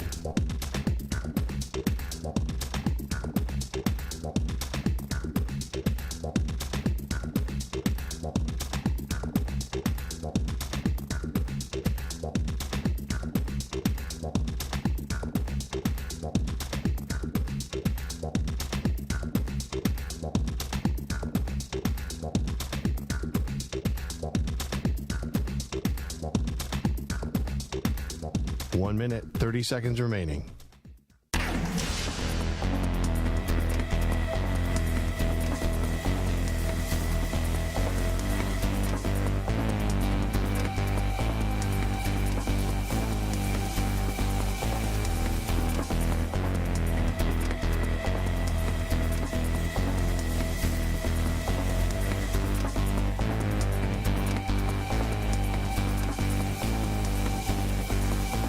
Minute remaining.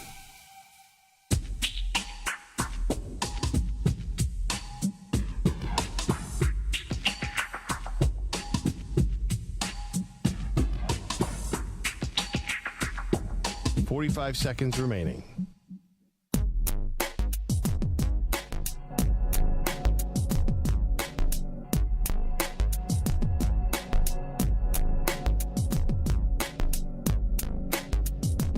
Seconds remaining.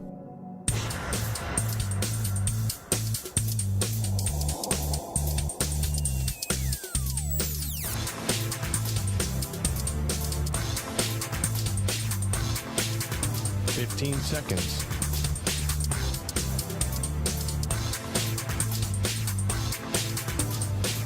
Break ends in 5 seconds.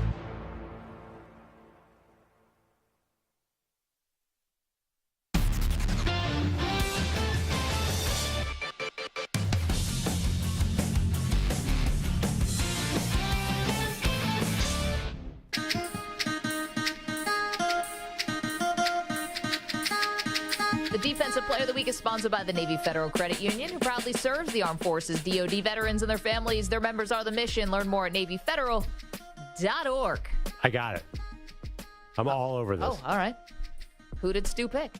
Okay, you have two choices here. NBA Summer League, the Ministers of Defense, the greatest shot blockers to come in the league in years. It's either Chet Holmgren or Victor Wembanyama for their incredible shot blocking skills. So you're now going to appropriate the Minister of Defense and you're going to take it and give it to Victor Wembanyama? Yeah. No, I'm just saying that's my best guess because I can't come up with anything else. Well, to be fair, Samter warned me before the show and said, you're never going to get this. And so if it was Victor Wembanyama, I don't think that would come with a warning. First of all, you'd be insane to say Victor Wembanyama is a Defensive Player of the Week for a Summer League performance. But anyway, okay, well, give us a sport. It is Summer League related, but it is not Wembanyama. Summer League related. It's not Chet Holmgren. It's not Chet either, no. Summer League related. Was there another young player who had $1 million blocks? Jabari Smith? Oh, maybe it was Jabari Smith. It is not Jabari Smith either. Was it like the guy selling popcorn who stood in the way? Oh, wait, it wasn't. You're not doing Wembanyama security guard, are you? Okay. That would That's not right. That would have been creative. Who cares? It is Grizzlies forward Kenny Lofton Jr. Through Love 2 that guy. Summer League games, the reigning league Rookie of the Year, about 6 steals and 4 blocked shots. So wait, he was the Rookie of the Year this year? I was like, wait a minute. I love that guy. Yeah. The not related to Kenny Lofton, the baseball player, but he's got a little girth on him He's the or big whatever. kid. He's a big guy. He played last night, yeah. Yeah. What's Love his that deal? Yeah.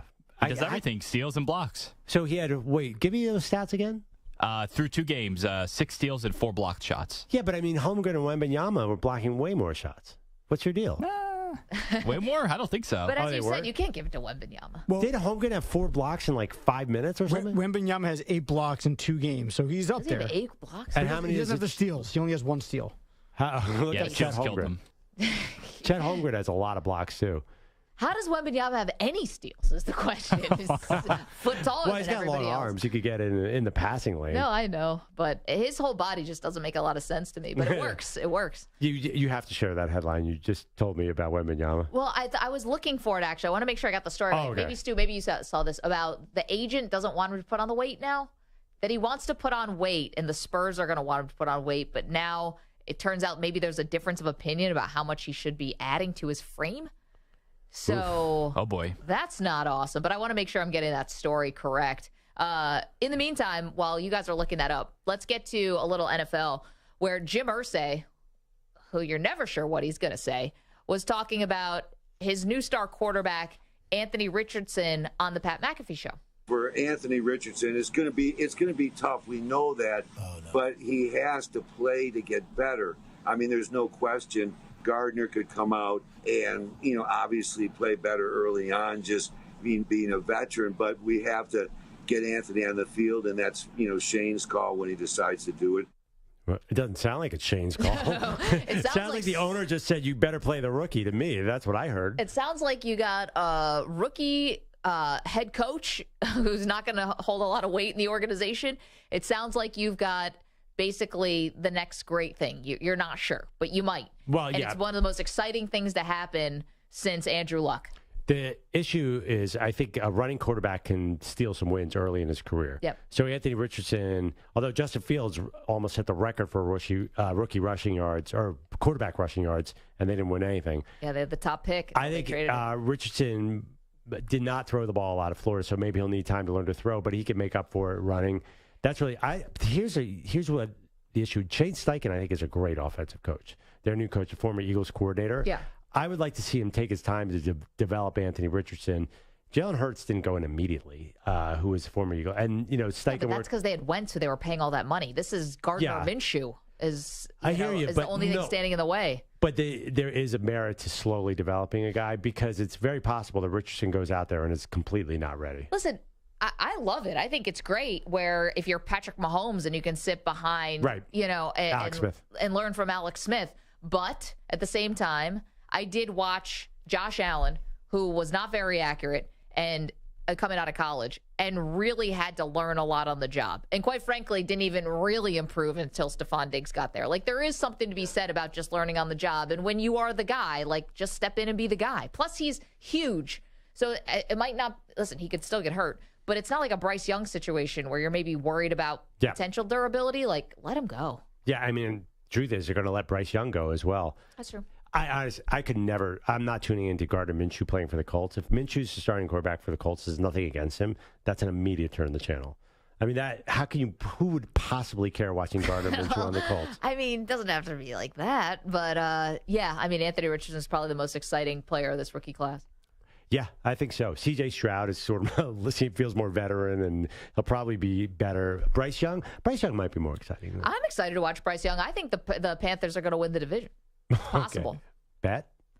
Let me think about it. I'm just trying to get you after you screw me over on that Cowboys bet. Okay, I'm not driving to Carolina. Although I have done that. Oh, you reminded me. Oh, I'll drive to Carolina in 2 seconds. Great barbecue. We could do that. We had to stop getting food as part of the incentive. No, that's the only thing that's getting them in the car. So yesterday we came up with the bet. The Perloff said if Victor Wembanyama wins the Rookie of the Year, he'll drive to San Antonio from New York to San Antonio. We figured out that was 28 hours, was it? Yeah. 20 hours, 1,844 miles. 20. I mean, I could get to San Antonio proper in 27, but Sampler put me into the Riverwalk in downtown. Yeah, traffic, you're never sure. Good luck driving to the Riverwalk. Might just have to abandon the car and just start running. But I forgot. I said I hated road trips. I don't like doing them. Stu and I are aligned there. You and Samter like road trips. I can't. I get too antsy in the car. I have done a road trip. In high school, my senior year, me and my girlfriends drove on spring break to Myrtle Beach. Oh, okay. Yeah. But that's not did you drive straight there, or did you stop and see a bunch of cities? No, we just drove straight there. See, I don't think driving to Myrtle Beach on spring break is a road trip. I think 12 hours. Yeah, but a road trip means you sort of stop in other cities and sort of make like the journey. We stopped at south of the border. What's that? Something it's like a. It's the greatest place on earth. You want the billboards get you. Yeah, there's a big giant billboard of a guy with a sombrero, and then you just go and you buy fireworks. Just firecrackers, fireworks, all the most insane fireworks you've ever seen in your life. Food, too. Yeah, tons of food, but I don't remember the food. I just remember the fireworks. No, but they start this thing. It was like, you're only 500 miles from south of the border. You're only 450 miles from south of the border. And like by the end, you got to stop. Where is it? It's on the border between North and South Carolina. So south of the border of. Oh, okay. Anywho, road trips. Yeah, I'm down. I'm honestly rooting for Wembanyama just because there's this restaurant in San Antonio that does the best breakfast you will ever have in your life. It's so incredible. I actually blanking on the name right now, but I go to it every time we go. But you can find it? I could definitely find it. It's right near the hotel in San Antonio that we always stayed at. There you go. I've been to San Antonio there's a lot of events in San Antonio. I've been like 5 times. I know, Final Fours and things. I've never been there. Final Four is not this upcoming year, but the year after. Well, that's when I'll drive. I know, God willing. I was saying, take the bicycle, and maybe we'll meet you there in 2 years. Get a nice workout. Oh, yeah, maybe go see a UTSA game. Perloff will show up like Forrest Gump after he's been running for years. I have a friend from high school who took a city bike cross country. Crazy. Heck of late fees. That's insane. Yeah. And he made it? Yes, and he got attacked by a man with an axe on the way. Okay. Wait. So a city bike, cities have these all over the country. You can rent a bike. Yes. For here, it's sponsored by Citi, the bank, so it's called City Bike. They have them all over. And your friend took one and biked across the country? Yes, biked across the country all the way to California. Was he like raising money for something? No, but he wrote a book about it. And then on the way, I believe in Alabama, he was attacked by a man with an axe who had killed 2 other people. He obviously survived. That's awful. Otherwise, the story would be told much differently. My friend survived, and then the guy got arrested. But yes, he wrote a whole book about it. It was a New York Times bestseller. But it does sound like a familiar he had like this crazy late fee from City Bike, which I think because of the book they worked something out. But crazy. But why though? Also, it feels like very Forrest Gump. Like he just probably went out for a bike ride one day and just didn't stop. That's stupid. Is the stupidest thing I've ever heard. The Forrest Gump thing, he ended up like starting a cult, basically like a running cult. Forrest Gump, stupid as the stupid does. I guess that's stupid. How did he encounter the axe wielding person? He was just riding his bike, and this guy started chasing him. In a car? No, with on foot with an axe. Well, I mean, he can get away easily. Well, yeah, but you're not expecting a guy to come at you with an axe. I don't think he was like hospitalized from it, but I think that he was traumatized. Yes. Yes. Wow. I don't even know where to go with that. That is just ultimately supremely colossally dumb. Can I try and top it a little bit with a sports story about San Antonio real quick? Please. The most random sports story. I'll just tell you, and you'll enjoy this. Okay. I was sent down there I got hired for some capacity for the American Alliance of Football, a spring league. Oh, the AAF. The AAF. Yeah. They did their preseason spring training there. I get to the first practice. Wait, and they hired you for what? Ambassador? No, I was doing some kind of like script writing for them. Okay. This was really recently. So they're like, go here and just do a couple interviews and write them up. Basically, one of my friends was sort of running the league, and we'll put them on the website. I get to the first practice, and who's the quarterback? Christian Hackenberg. I'm like, oh my gosh, Christian Hackenberg, big star. I swear to God, he threw 6 interceptions in a row on 6 passes. And I was like, what is going on with this league? Is this a Jets practice? So Jeez. Christian Hackenberg didn't even get the it was like, because he'd just come off the Jets experience and everyone in New York couldn't stand the guy. Then it's the worst practice I've ever seen in my life. It was in San Antonio. Oh, my God. That kind of does top the other No. guy. I mean, listen, I'm not going to write a book about Christian Hackenberg throwing 4 picks in a row or 6 picks in a row. But, yeah, San Antonio is good. We're going there. Who's with me? Ack, you with me? We're driving to San Antonio. Drive? No, you had me before drive. Yeah, well, that's the whole thing. Wembanyama wins Rookie of the Year. Perloff's driving to San Antonio. Yeah. Now we're rooting for this guy I'm rooting for this dude. Drive's a long time. Yeah, 28 hours. Yeah, I mean, I've never rooted for someone harder in my life. We need some juice to watch the Spurs next year. I mean, we need a little action. Watch, he's not even going to play. I'll come for the ride, but I'm sitting in the back seat the whole way. Chauffeured by Uber driver. I'm just so used to Ubers at this point. Just you drive me down there, Perloff. You're in charge. That'd be hilarious. Perloff driving, Sandra in the backseat. Don't speak to each other. I like this. Sandra the headphones in the whole time. Why don't we just Uber down there? Yeah, but then you got another guy. It's like $40 just to go 3 blocks in Manhattan. 855-212-4CBS, 855-212-4227. See you guys on the phones. Want to react to our great debate series, top 5 greatest college football teams of the last 30 years. We'll reveal the list and take your phone calls after this CBS Sports Update with Rich Ackerman.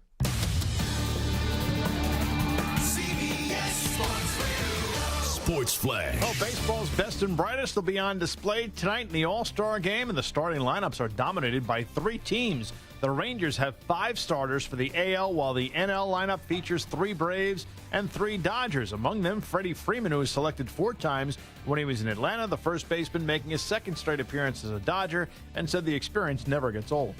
You don't go into the season trying to be an all-star, but when it happens, you try and take it all in these 2 days. It's a lot going on, but it's so much fun. The best players are here, and you get to hang out for 2 days instead of competing against these guys. It's just a good, fun couple of days. Freeman will hit 2nd tonight behind former teammate Ronald Acuna, who was the first player to have 20 homers, 40 steals, and 50 RBIs by the All-Star break. On the mound, starters are Zach Gallen for the National League and Garrett Cole for the AL, which has won the last 9. Alina Svitolina upset Iga Swiatek in 3 sets to advance the Wimbledon semis. American Jessica Pegula fell in 3 sets to Marketa Vondrasova. And after dropping the first set, Novak Djokovic wins the next 3 over Andrei Rublev to advance the semis. I'm Rich Ackerman. CBS Sports Radio is everywhere, at home, in your car, and of course on your phone and tablet. Find us on your local affiliate, SiriusXM, Channel 158, or the free Odyssey app.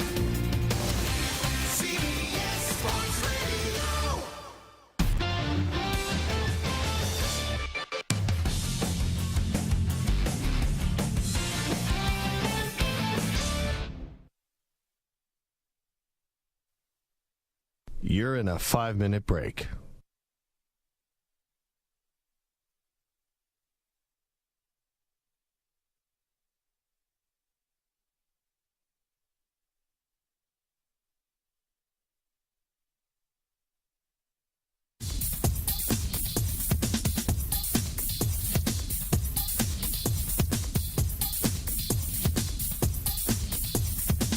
Four minutes, 30 seconds remaining.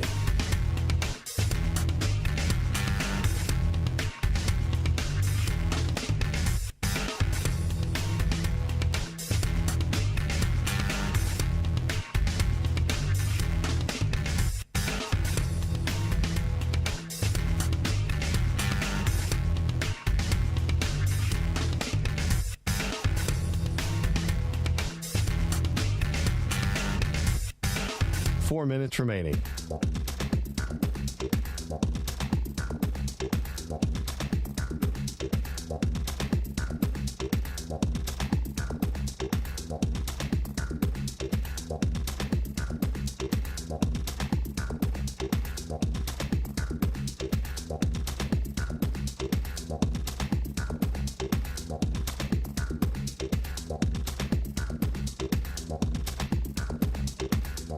Three minutes, 30 seconds remaining.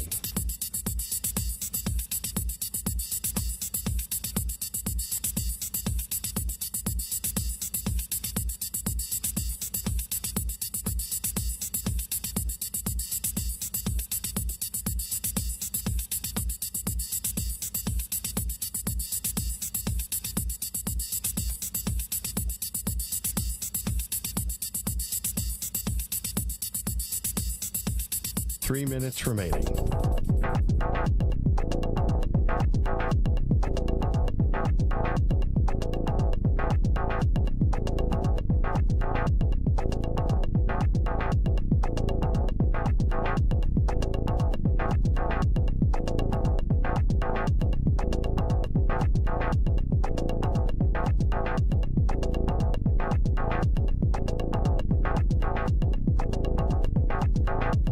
Two minutes, 30 seconds remaining.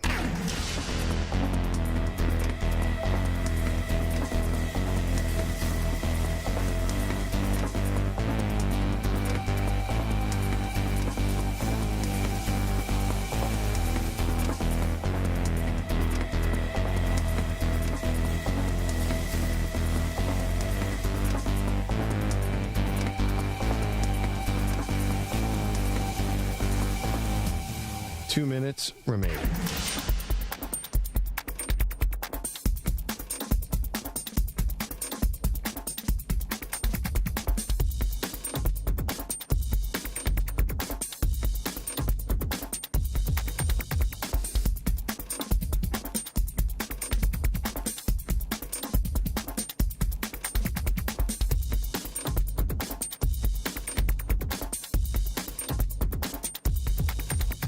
One minute, 30 seconds remaining.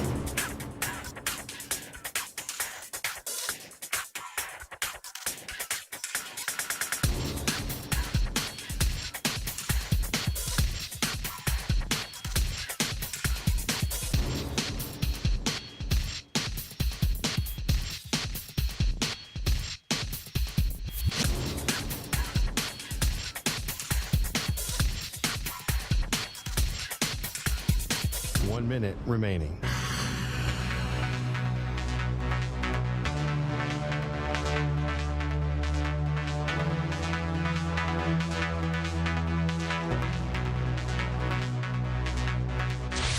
Five seconds remaining.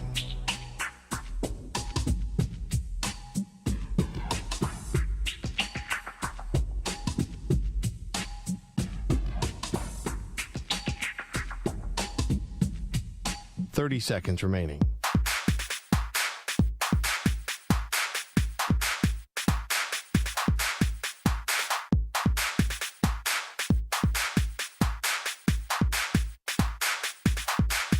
Fifteen seconds.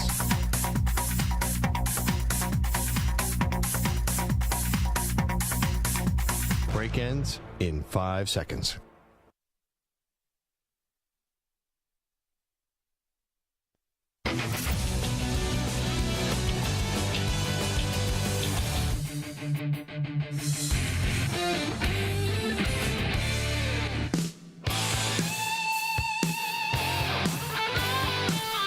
This portion of the show is brought to you by Wesley Financial. Stuck in a timeshare and want out? Contact Wesley Financial Group now and get a free timeshare exit information kit at wesleyfinancialgroup.com. All right, Maggie, give us the top 5 college football teams of the last 30 years.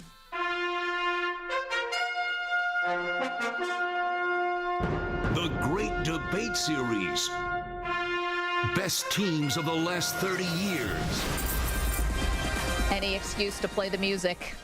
We reveal our top 5 greatest college football teams of the last 30 years. Number 5, the 2018 Clemson Tigers. Trevor Lawrence's freshman year. They beat Alabama in the title game 44-16. 5 first-team All-Americans on that team. Number 4 on the list, the 2019 LSU Tigers. That, of course, is Joe Burrow in a Heisman-winning campaign. Jamar Chase, Justin Jefferson, Derek Stingley Jr. The O-line was the best in the country. Beat Clemson in the national title game, 42-25. Number 3 on the list, the 2004 USC Trojans, coached by Pete Carroll, 13-0. They had, of course, Matt Leinart. That was his Heisman year. Reggie Bush, All-American. Incredible. Beat Adrian Peterson's Oklahoma Sooners in the Orange Bowl 55-19. Number 2 on the list, and the reason why I am protesting this list, because I think they should be number 1. But number 2 is the 2001 Miami Hurricanes. This was the number 1 defense in the entire sport. And how could they not be with players like Ed Reed and Antrell Roll and Sean Taylor and Vince Wilfork and Bryant McKinney? And that's just to name a few on the defensive side. Offensively, Willis McGahee and Frank Gore, Najee Davenport, Jarrett Payton, who joined us earlier in the show, Andre Johnson, Jeremy Shockey. It was a who's who. Incredible team. Yeah, as compared to number 1, 95 Nebraska, who has basically, if you look at the all-century team of the Sports Illustrated, it's basically their roster. They had the best offensive line, arguably, in history. I don't know any of their names. I know Aaron Taylor was one of them. Yeah. And they had Lawrence Phillips and Amon Green at running back, and they had Tommy Frazier at running back. They would have run all over that defense. Vince Wilfork's hard to run over. That would have been the challenge. There's no chance. But at least, hey, there was no Ray Lewis in that linebacking core. I'll take that as a victory. Okay. They defeated Danny Werfel and Steve Spurrier's Florida Gators. So that's the list, and we want to hear from you. 855-212-4CBS. Zip is in Portland. Hi, Zip. How are you? Doing well this afternoon. Love the show. It's a show I listen to every day at lunch here in Portland. Thank you. I have a comment on the Boise State team that you mentioned. What do you think? Going into the last game of the season, it was played in Reno, Nevada. Yep. UNR. And my dad lived there, and my dad called me and said, son, we're going to beat that Boise State team. I said, oh, Dad, you have no chance whatsoever. But we know the result. Do we know who the quarterback was for UNR in that game? 2000. Colin Kaepernick. I was going to say, he's the only Nevada quarterback I think it comes to mind. But him and Kenny Mayne. No, yeah. Kenny Mayne went to Nevada too, right? I With think Randall so. Cunningham. Yeah. But that's it. That was the biggest sporting event in Reno's history. It was huge. And they won that game. Do you remember how they won it? Well, yeah, the hook and ladder, right? No, was it the Statue of Liberty? It was the missed kick, the missed field goal by Boise State. Oh man, why am I'm thinking of the other? Isn't that the other famous? And yeah, that was the Oklahoma game. Yeah, that was the hook and ladder, right? The famous play. It's the Statue of Liberty. It's a statue. What is that called? It's a Statue of Liberty. Yeah. No, it's a hook and ladder is a different trick play. Yeah. Yeah. Zip, thank you for the phone call and the walk down memory lane. They did both in that game, though. That's what I was wondering. I'm like, why can't I remember exactly which one it is? It's so the hook and ladder they did to score the tying touchdown late in the game. Oh, they did? And the Statue of Liberty was the winning play in overtime. And then the guy proposed to his girlfriend. Ian Johnson. Ian Johnson proposal is the thing that everyone remembers, ironically. And that's my one sports regret. What? I was at that game. Oh, you left. And I left after Oklahoma intercepted a pass and ran it back for a touchdown and took a 14-point lead late in the fourth quarter, and I walked out. Oh, man. Where you had somewhere better to be? Home. Oh. Home is where the heart is. But was it better? Was it better to be home? Okay, so those are our top 5 greatest college football teams of the last 30 years. One of those teams was the LSU Tigers in 2019. One of their star wide receivers was Justin Jefferson. Now, Jefferson was recently was he in Brazil? He was talking to a Brazilian reporter. Okay. I don't know if he was in Brazil, but the guy is a Brazilian reporter. Okay, so this is Danilo Lacal. Now, their surfing championships or something are going on in Brazil. Is Justin Jefferson there for that? I have no idea. Maybe he's just there on vacation. That might be a breach of contract to be surfing professionally on the side. I think. Hopefully he's just watching. So here's Justin Jefferson being asked a question by, we think, a Brazilian reporter and giving a very, very honest answer. I have to say, number 1, beat Patrick Mahomes. Got to give it to him, the MVP. Number 2, Aaron Rodgers. Got to give it to him. Number 3, my guy, Joey B. His only respect. Number 4, I have to pick Jalen Hurts, got to respect his game. And then number 5, Josh Allen, Kirk Cobain. Okay, so he was asked his top 5 quarterbacks. And this is someone who plays for the Minnesota Vikings, who has Kirk Cousins on the team. And he said Mahomes, Rodgers, Joe Burrow, Hurts, and Allen. And he's right. Those are the best 5 quarterbacks in the league in some order. Mahomes definitely won. It's kind of shocking that he didn't put Burrow first, considering the college stuff. And Burrow is, you could make a case, I guess. Even Burrow said Mahomes was 1, though. Yeah, I mean... no Kirk Cousins on this list. He didn't put his own quarterback on the list. Well, when he said at the end, he said Kirk Cobain. He said Josh Allen and then Kirk Cobain. Is he calling Josh Allen Kirk Cobain, or was that his nickname for Kirk Cousins, which would be a strange nickname for Kirk Cousins, but it's closer. What could Kirk Cousins possibly have in common with Kirk Cobain? Well, their first names sound almost similar. Blondish hair? Their first name sounds similar? You guys are really, really grasping at straws here. Well, yeah. I mean, it's an ironic nickname for Kirk Cousins because he's the anti-Kirk Cobain. Yeah, he's not a rock star of any type. He is a drive the kids and drop them off at school in the minivan guy, which Kirk Cobain, to my knowledge, never did. So I watched the video a few times. It looks like the Kirk Cobain is in reference to Josh Allen in some way. Yeah, and then I have more questions. Why are they calling Josh Allen Kirk Cobain? I looked it up. Nothing came up on the internet. Wait, is Josh about Allen the video? Kirk Cobain? Because, it didn't end well for Kirk. What makes you say that there's something in the video that links? I don't understand. No, because he's like, he's going from player to player, and then when he says Josh Allen, it's like within the same. There's no edit in that clip. It's just like he just says Josh Allen, Kirk Cobain. Yeah. So he says it like as if he's combining the two together. Yeah. He didn't say 5 Josh Allen and my boy Kirk Cobain 6 right after him. No, it was Ryan Smith, Smitty. It felt like that kind of thing. I think the nickname. I think his nickname for Kirk Cousins is Kurt Cobain. KC. There's actually a lot of connections there. That's pretty close. That's the connection. That's the connection. Kirk and Kurt, KC. I mean, what are the odds?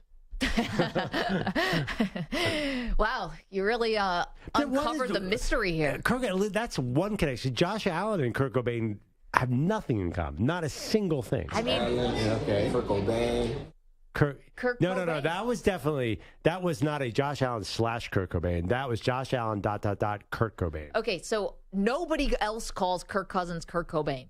But surely no one calls Josh Allen Kurt Cobain. Okay, but if there's a pet name for Kirk Cousins, why would he be saying it to this Brazilian reporter when nobody knows who this is? Allen, Kirk Cobain.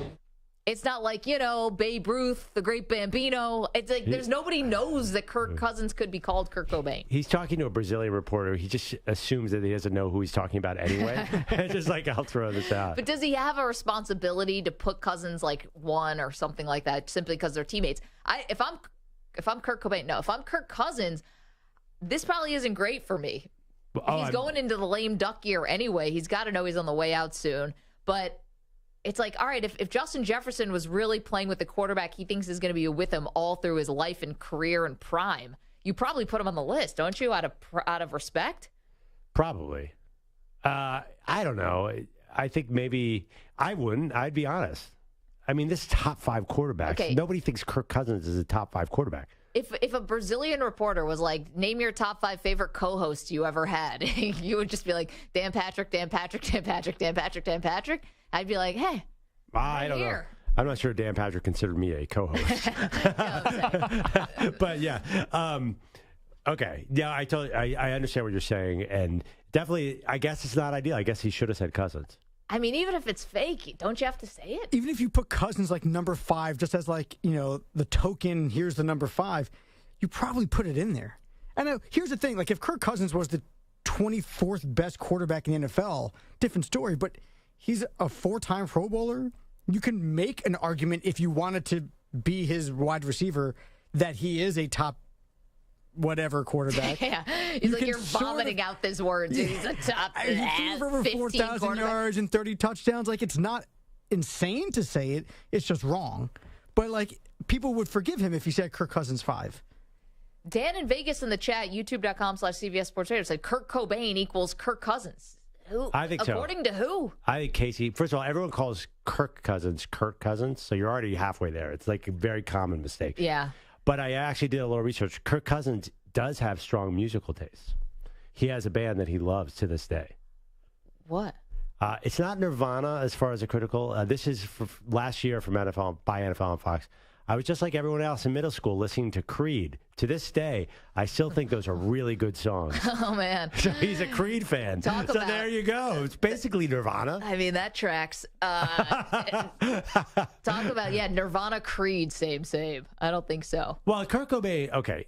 Josh Allen, tell me one little thing, any connection with Josh Allen and Kurt Cobain. At least I would, in some circles, people would call Josh Allen a rock star. He's kind of got a rock star sort of He's got nothing rock star. What's his rock star vibe? His arm. Yeah, but okay, as a person, though, he has no rock star vibe. He has I'm going to go down to Florida. Cabo with Haley Steinfeld? That's a little rock star. He's the only one out of these people that's dating anyone famous. He seems like kind of a... Right now. He kind of seems like a guy's guy. Like a Barstool guy. Who, Josh Allen? Yeah, I don't know. Yeah, he might be. That's not bad, but I don't think he's like. I don't think they're both West Coasters. One's from Washington, one's from California. I mean, that's a very intense connection. Well, with hundreds of 100 million other people. Not more. We need to get to the bottom of this. Someone needs to ask. Do you have any contacts in Brazil? Here we go. Jim McHugh in the chat says Josh hurt his nerve. Anna. I thought you'd appreciate that. Anna what? That's a pretty bad dad joke there. Yeah, but you need to finish it. I just supply you with the hurt his nerve on an interception he threw against the Bengals. How about that? Oh boy. Maggie and Perloff, don't move.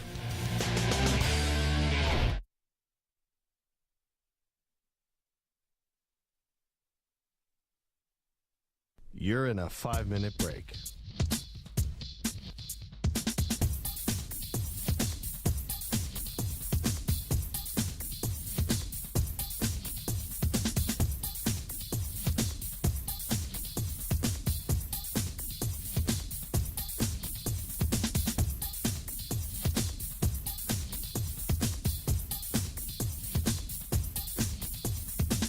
Four minutes, 30 seconds remaining.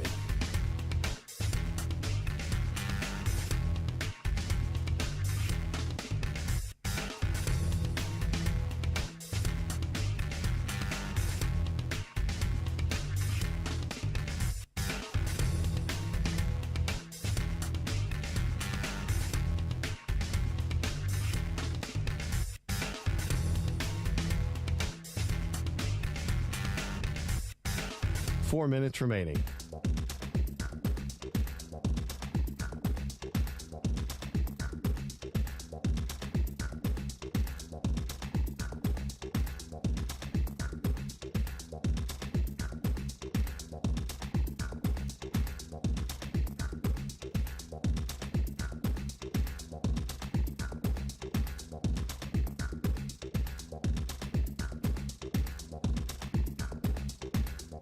Three minutes, 30 seconds remaining.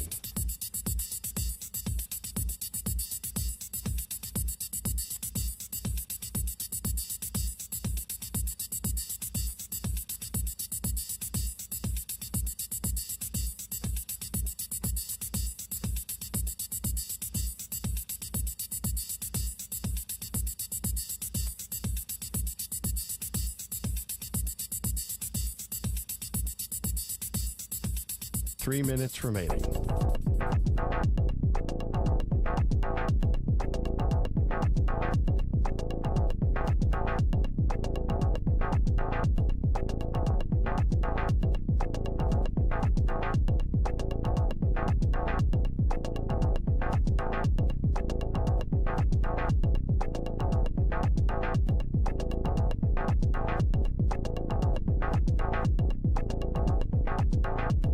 Two minutes, 30 seconds remaining.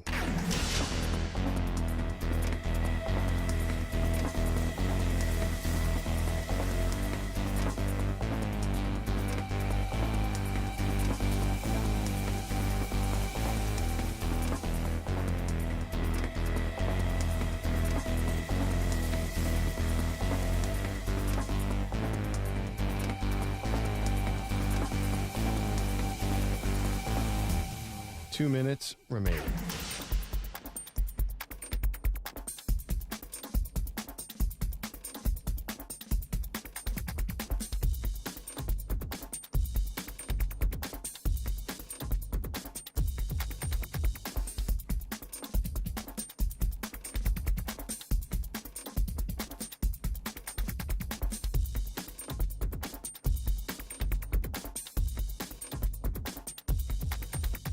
1 minute, 30 seconds remaining.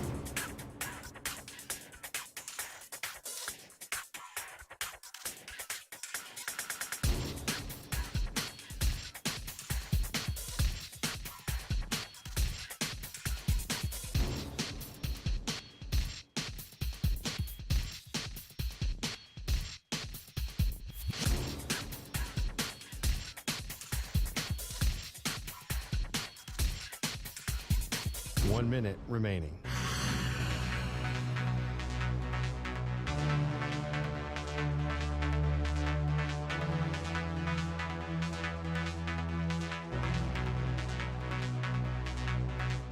.45 seconds remaining.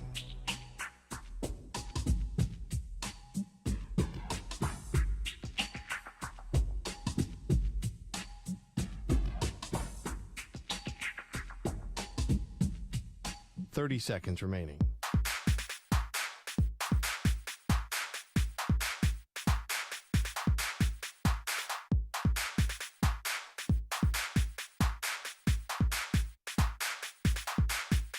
.15 seconds.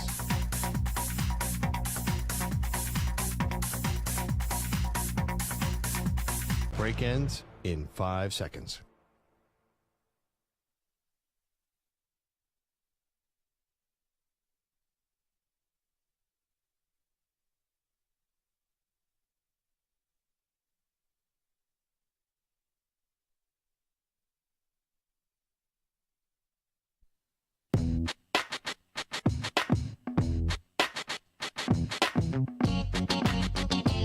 Jokic with the only ever 30, 20, 10 triple-double in the history of the NBA Finals, and Perloff is not impressed. It's so boring. Wow, and you're a massive NBA fan, so I feel like for you to say that. I'm not a massive 8-footer fan. I like high-flying dunks, very deep three-pointers. So I like LeBron James, I like Steph Curry, I like Michael Jordan. How varied in people you had there. I do the not greatest ever, and that's it. Everyone else can go screw. What is he doing that's exciting? You're saying that I'm denigrating his greatness. I'm not. He's unbelievable. You just don't want to watch it. He's simply unstoppable, but I think it's boring. They are Maggie and Perloff on CBS Sports Radio. What a day. So glad to have you, Maggie Gray, Andrew Perloff, the Maggie and Perloff Show on CBS Sports Radio. The great debate series continues. Today we tackle college football. Top 5 greatest college football teams of the last 30 years. We're going to reveal that in just a moment. But Perloff, we've been talking a lot about Victor Wembanyama, and so far, I mean, a little hiccup on Friday night. He had a pretty bad game, but he kind of rebounded on Sunday, and everyone keeps saying, well, the Spurs is the perfect place for him to go. You know, Greg Popovich just signed a 5-year deal. This is the guy who should be the steward for, like, one of the most hyped prospects coming out since LeBron, right? Yes. Like, Popovich, perfect place for him to go. Well, it might not all be perfect. So, according to Mark Spears, writes for Anscape, which I believe is a subsidiary of ESPN, Victor Wembanyama's agent does not want to put weight on him. That's been the one thing about Wembanyama. He's 7'5", and he's skinny as a beanpole. According to the agent, and this is a direct quote, people are wrong, he said. We're not focused at all on weight. I don't want to put weight on his body. We are going to fight to not put weight on his body. Weight on his body is a big mistake. We focus on strength, core. We're very pleased that he linked up with Kareem Abdul-Jabbar, who played 40 till he was 41 years old. That's the path we want to take. We're not focused at all on weights. So adding weight and lifting weights, it seems like both. Could this be diametrically opposite to what the Spurs want to do, which is bulk him up a little bit so that he doesn't get pushed around so much in the paint? So not at all, because what I'm hearing is Kareem Abdul-Jabbar has talked on and on about core strength.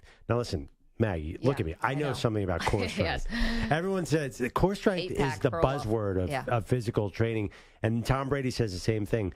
To not get knocked off the block, having big biceps does nothing. You know, the old expression, it's curls for the girls. Yes. Just a show muscle.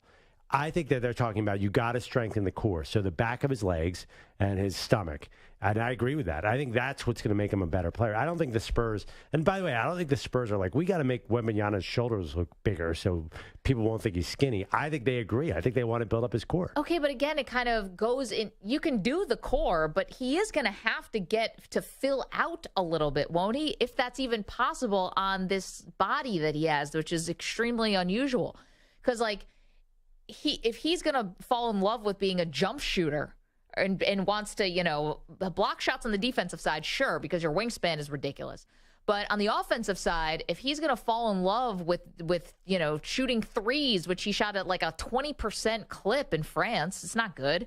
And if he's going to be shooting jumpers, then what good is being 7'5"? Well, to get down low, it doesn't matter what your arms look like. You need your core and your legs to be strong. So that's what I think they're both talking about the same thing. Like, basically, like, to get to the low block, you need a I'm not saying he has to look like Karl Malone on top. Yeah. I mean, the greatest low post players I've ever seen all have giant rear ends. Mark Aguirre, remember him? Yes. Honestly, that Barkley. that's so hard. When you get out on the court and there's a sort of chunky guy with a big butt, that guy's going to just destroy me down low. That's how you win down low. Quite frankly, big butts are the key to a lot of things in sports. Oh, yeah. Pitchers. It's so true. Quarterbacks. Yeah. Sometimes NFL players, you look at that guy, running back, A.J. Dillon. Not that he's a big butt. His legs are gigantic. Yeah, but that's the quads, like Saquon Barkley. I remember when I saw Kyler Murray, everyone was like, Kyler Murray is so small. But then you see between his knee and his belly button is just one giant muscle. So baseball is the key, right? So do baseball players need big arms or do they need big cores? Well, I'm not saying he has to necessarily work in the arms. Look at Kevin Durant. I mean, Durant is one of the great players, and he's got that skinny body, but he's 7 feet. Wembanyama's 7'5". But Durant's got a sort of a strength in his somewhere, doesn't he? He's never felt weak to me. No, he doesn't feel weak, but to not take advantage of Wembanyama's size on the offensive end, if he's going to get pushed around and moved around, which happened quite a bit during Summer League, and those guys are like guys who are fighting to make the roster, then he's going to get pushed around in NBA games. It's going to, he's not going to be able to hold his own down there offensively on the block. But his people are saying no, but his people aren't saying we don't want him to get stronger. They said we're going to work on strength and we're going to work on core. Yeah, they don't want to put on weight. They don't want him to put on unnecessary weight because they think that's a health risk. Which I kind of get, just like, let's put on 60 pounds of muscle. Like if your body's not used to carrying that, keeping this guy healthy is the number one priority, isn't it? So 7'5", and he does not have an official weight, but estimates have come in now. 7'5", guys, think about that. Yeah, 209 pounds. What's an estimate of somebody's weight? What does that mean? I don't know, but I feel like if you did that to a woman, you might get smacked across the face. I'm thinking you're about one. How on earth could you possibly estimate somebody's weight? They used to do that like carnivals. Yeah. Guess your weight. Who is the sadomasochist who came up with that carnival game? It's like, that guy must have had two black eyes at all times. Yeah, no, I think this is a good strategy. I know that sounds weird. They're not saying we don't want him to be stronger. And by the way, Wembanyama did say he wanted to stop playing so he could go back to the weight room. So he's down with working out. He wants to do a lot of sit-ups. He wants to do Kareem workouts. You ever see Kareem work out? Kareem was doing martial arts and stuff. Yeah, but he also did 1,000 sit-ups a day for a long time. Is that right? Yeah, he was crazy. And you go to the gym sometimes, right? The worst thing to do is ab day is the worst. I'd rather lift any body part just to do ab day. I think ab day stinks. Do you ever try to do those where you have to hold on the forearms? Oh. Why am I blanking on what this called? Kind of stationary dips, or you're doing a dip and you just stay there. Oh, planks. Planks, thank you. Yeah, I hate them. The worst. I would much. I think if my family's life was at stake, I don't know if I'd be able to hold the a plank. Worst. Anytime you've ever worked out with a trainer, you're like, oh, what kind of shoulder exercises? Oh, yeah, that sounds great. All right, let's do a 2-minute plank. No, thank you. Nope.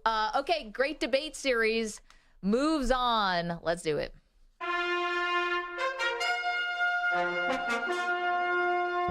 The Great Debate Series. Best teams of the last 30 years. Okay, Maggie and Perloff, top 5 greatest college football teams of the last 30 years. Here we go. Number 5 on the list, the 2018 Clemson Tigers, the Trevor Lawrence freshman year, Dexter Lawrence, Travis Etienne, Christian Wilkins. You remember them.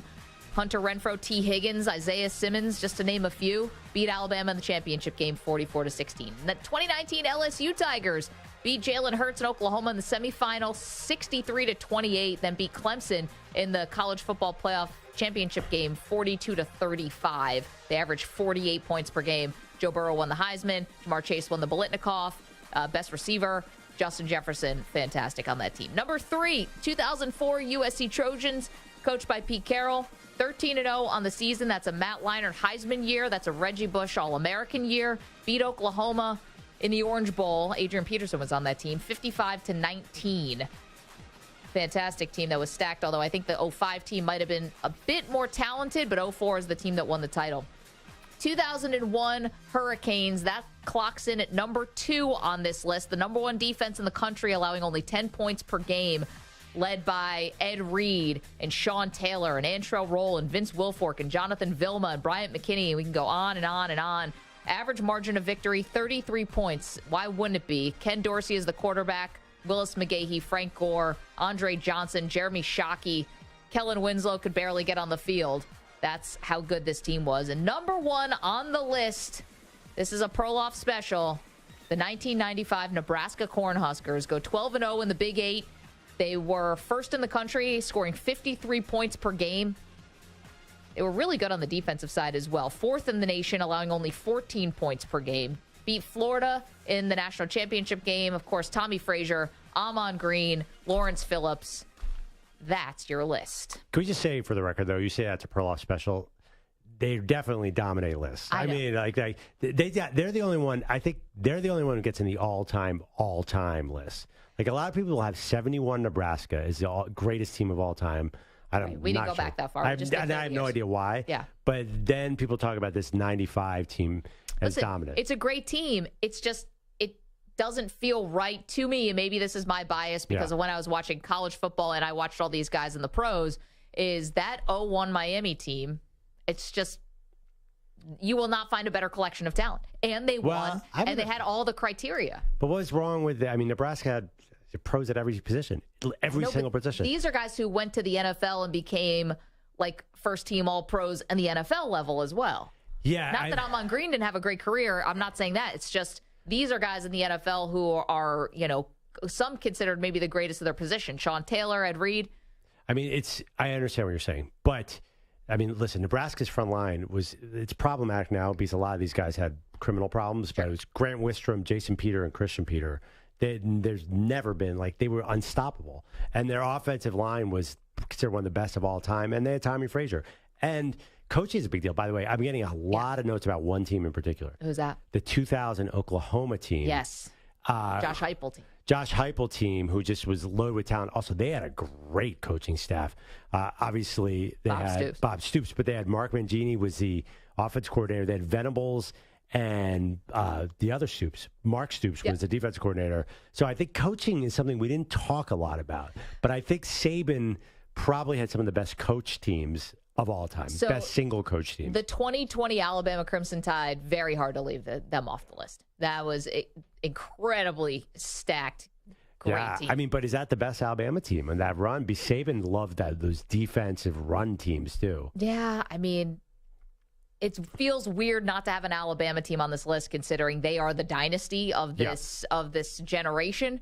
But if you go through and just sort of go pound for pound, I mean, Alabama has so many incredible guys. That's why that 2020 team, I feel like, should be on this list, but I don't know who I'm taking off. Yeah, I mean, and also 05 Texas. 05 Texas is another one. Yeah, again, loaded with pros, Vince Young. I think it's interesting to make the distinction. College football is a different sport than NFL. You know, it's looks more like NFL now, but there is a certain thing about, I think, intimidation in college football. That 01 Hurricanes team, they wouldn't just beat you. They would beat you and celebrate. 95 Nebraska, incredibly intimidating because they would beat you by 50. So I think college football is an emotional sport too. And I think USC in 04, they were like, we're the rock stars. You know, we are more exciting than you. We have all the stars. We are the nation's number one team. If we're going by, if you're going to add a swag element to it though, don't you have to consider this past Georgia team that we just watched? Did anyone think they were losing? Well, yeah. I mean, Ohio State had them. What? And they were on the block. They were maybe at their backs against the wall against South Carolina on the road, I think. But well, they didn't play anybody. That's like Georgia last year didn't play anyone. The year before, they were trailing against Alabama in the fourth quarter of that title game. I don't know that they were. It's hard to tell. They just, because of their division in the SEC, they've not had the hardest schedules. Yeah. I think that's fair to say. This year, by the way, they're definitely going undefeated in the regular season. They're going to destroy everybody. It'd be amazing to see a 3-peat. Maybe Tennessee, but that's it. 855-212-4CBS, 855-212-4227. You guys can let us know what we got right and what we got wrong. The chat weighing in on Victor Wembanyama, youtube.com/CBS Sports Radio. Larger Park says skinny is working, Maggie. Wembanyama. His agent doesn't want him to put on any more weight, so skinny is working. Yeah, I could see him putting on a bunch of top heavyweight and just getting hurt so fast. It's just tough. He's a big body. He's got to keep those feet healthy. So it's going to be a challenge. 855-212-4CBS. That's how you can get in touch with the show. We've got a lot more to do, including, we haven't even gotten to one of the big stories of the day yet. We'll do that in just moments. What's the latest that's going on at Northwestern with Pat Fitzgerald being fired yesterday afternoon? And we also have more news for you from the NFL. Don't move. Maggie, Perloff, you on this Monday on CBS Sports Radio. You're in a 5-minute break.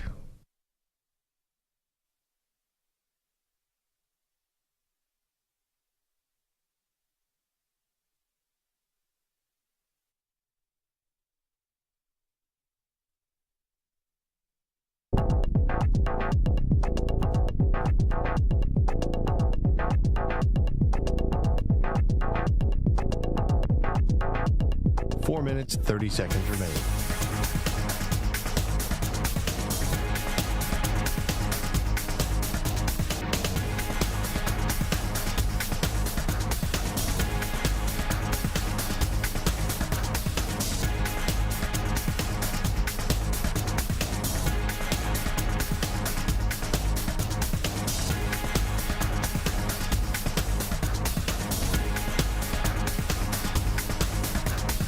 Minutes remaining.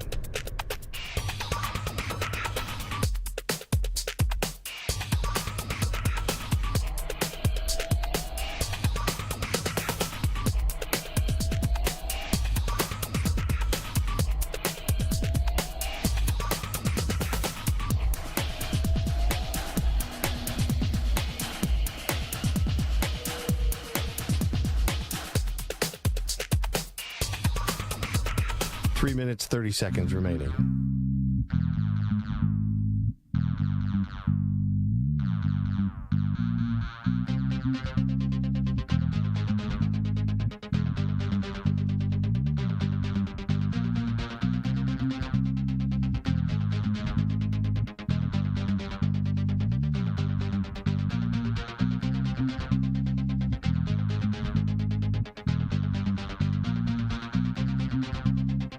Minutes remaining.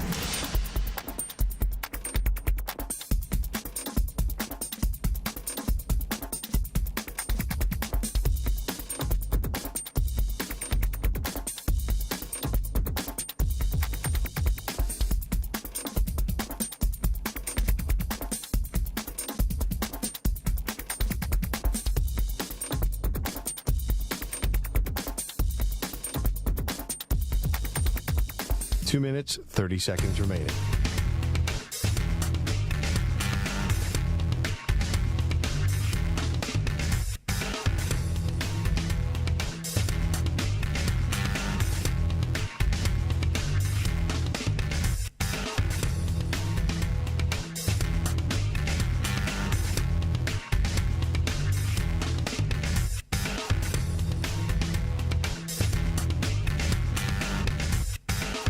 Minutes remaining.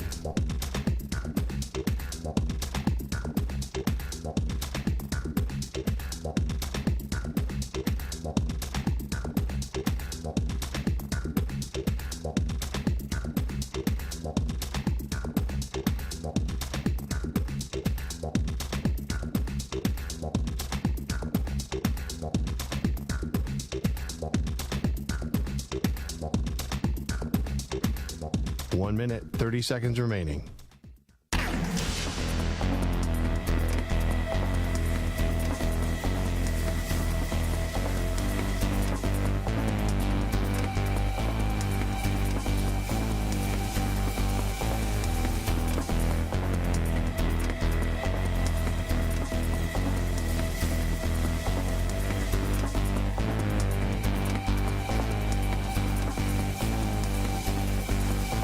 Minute remaining.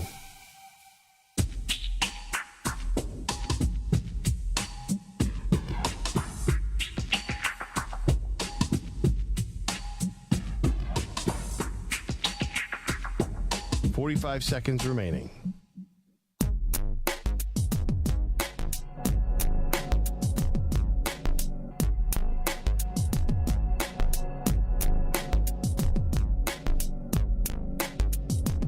Seconds remaining.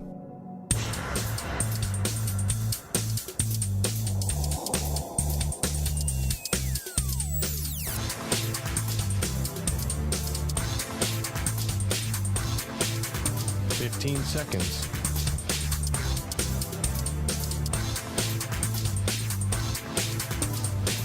Break ends in 5 seconds.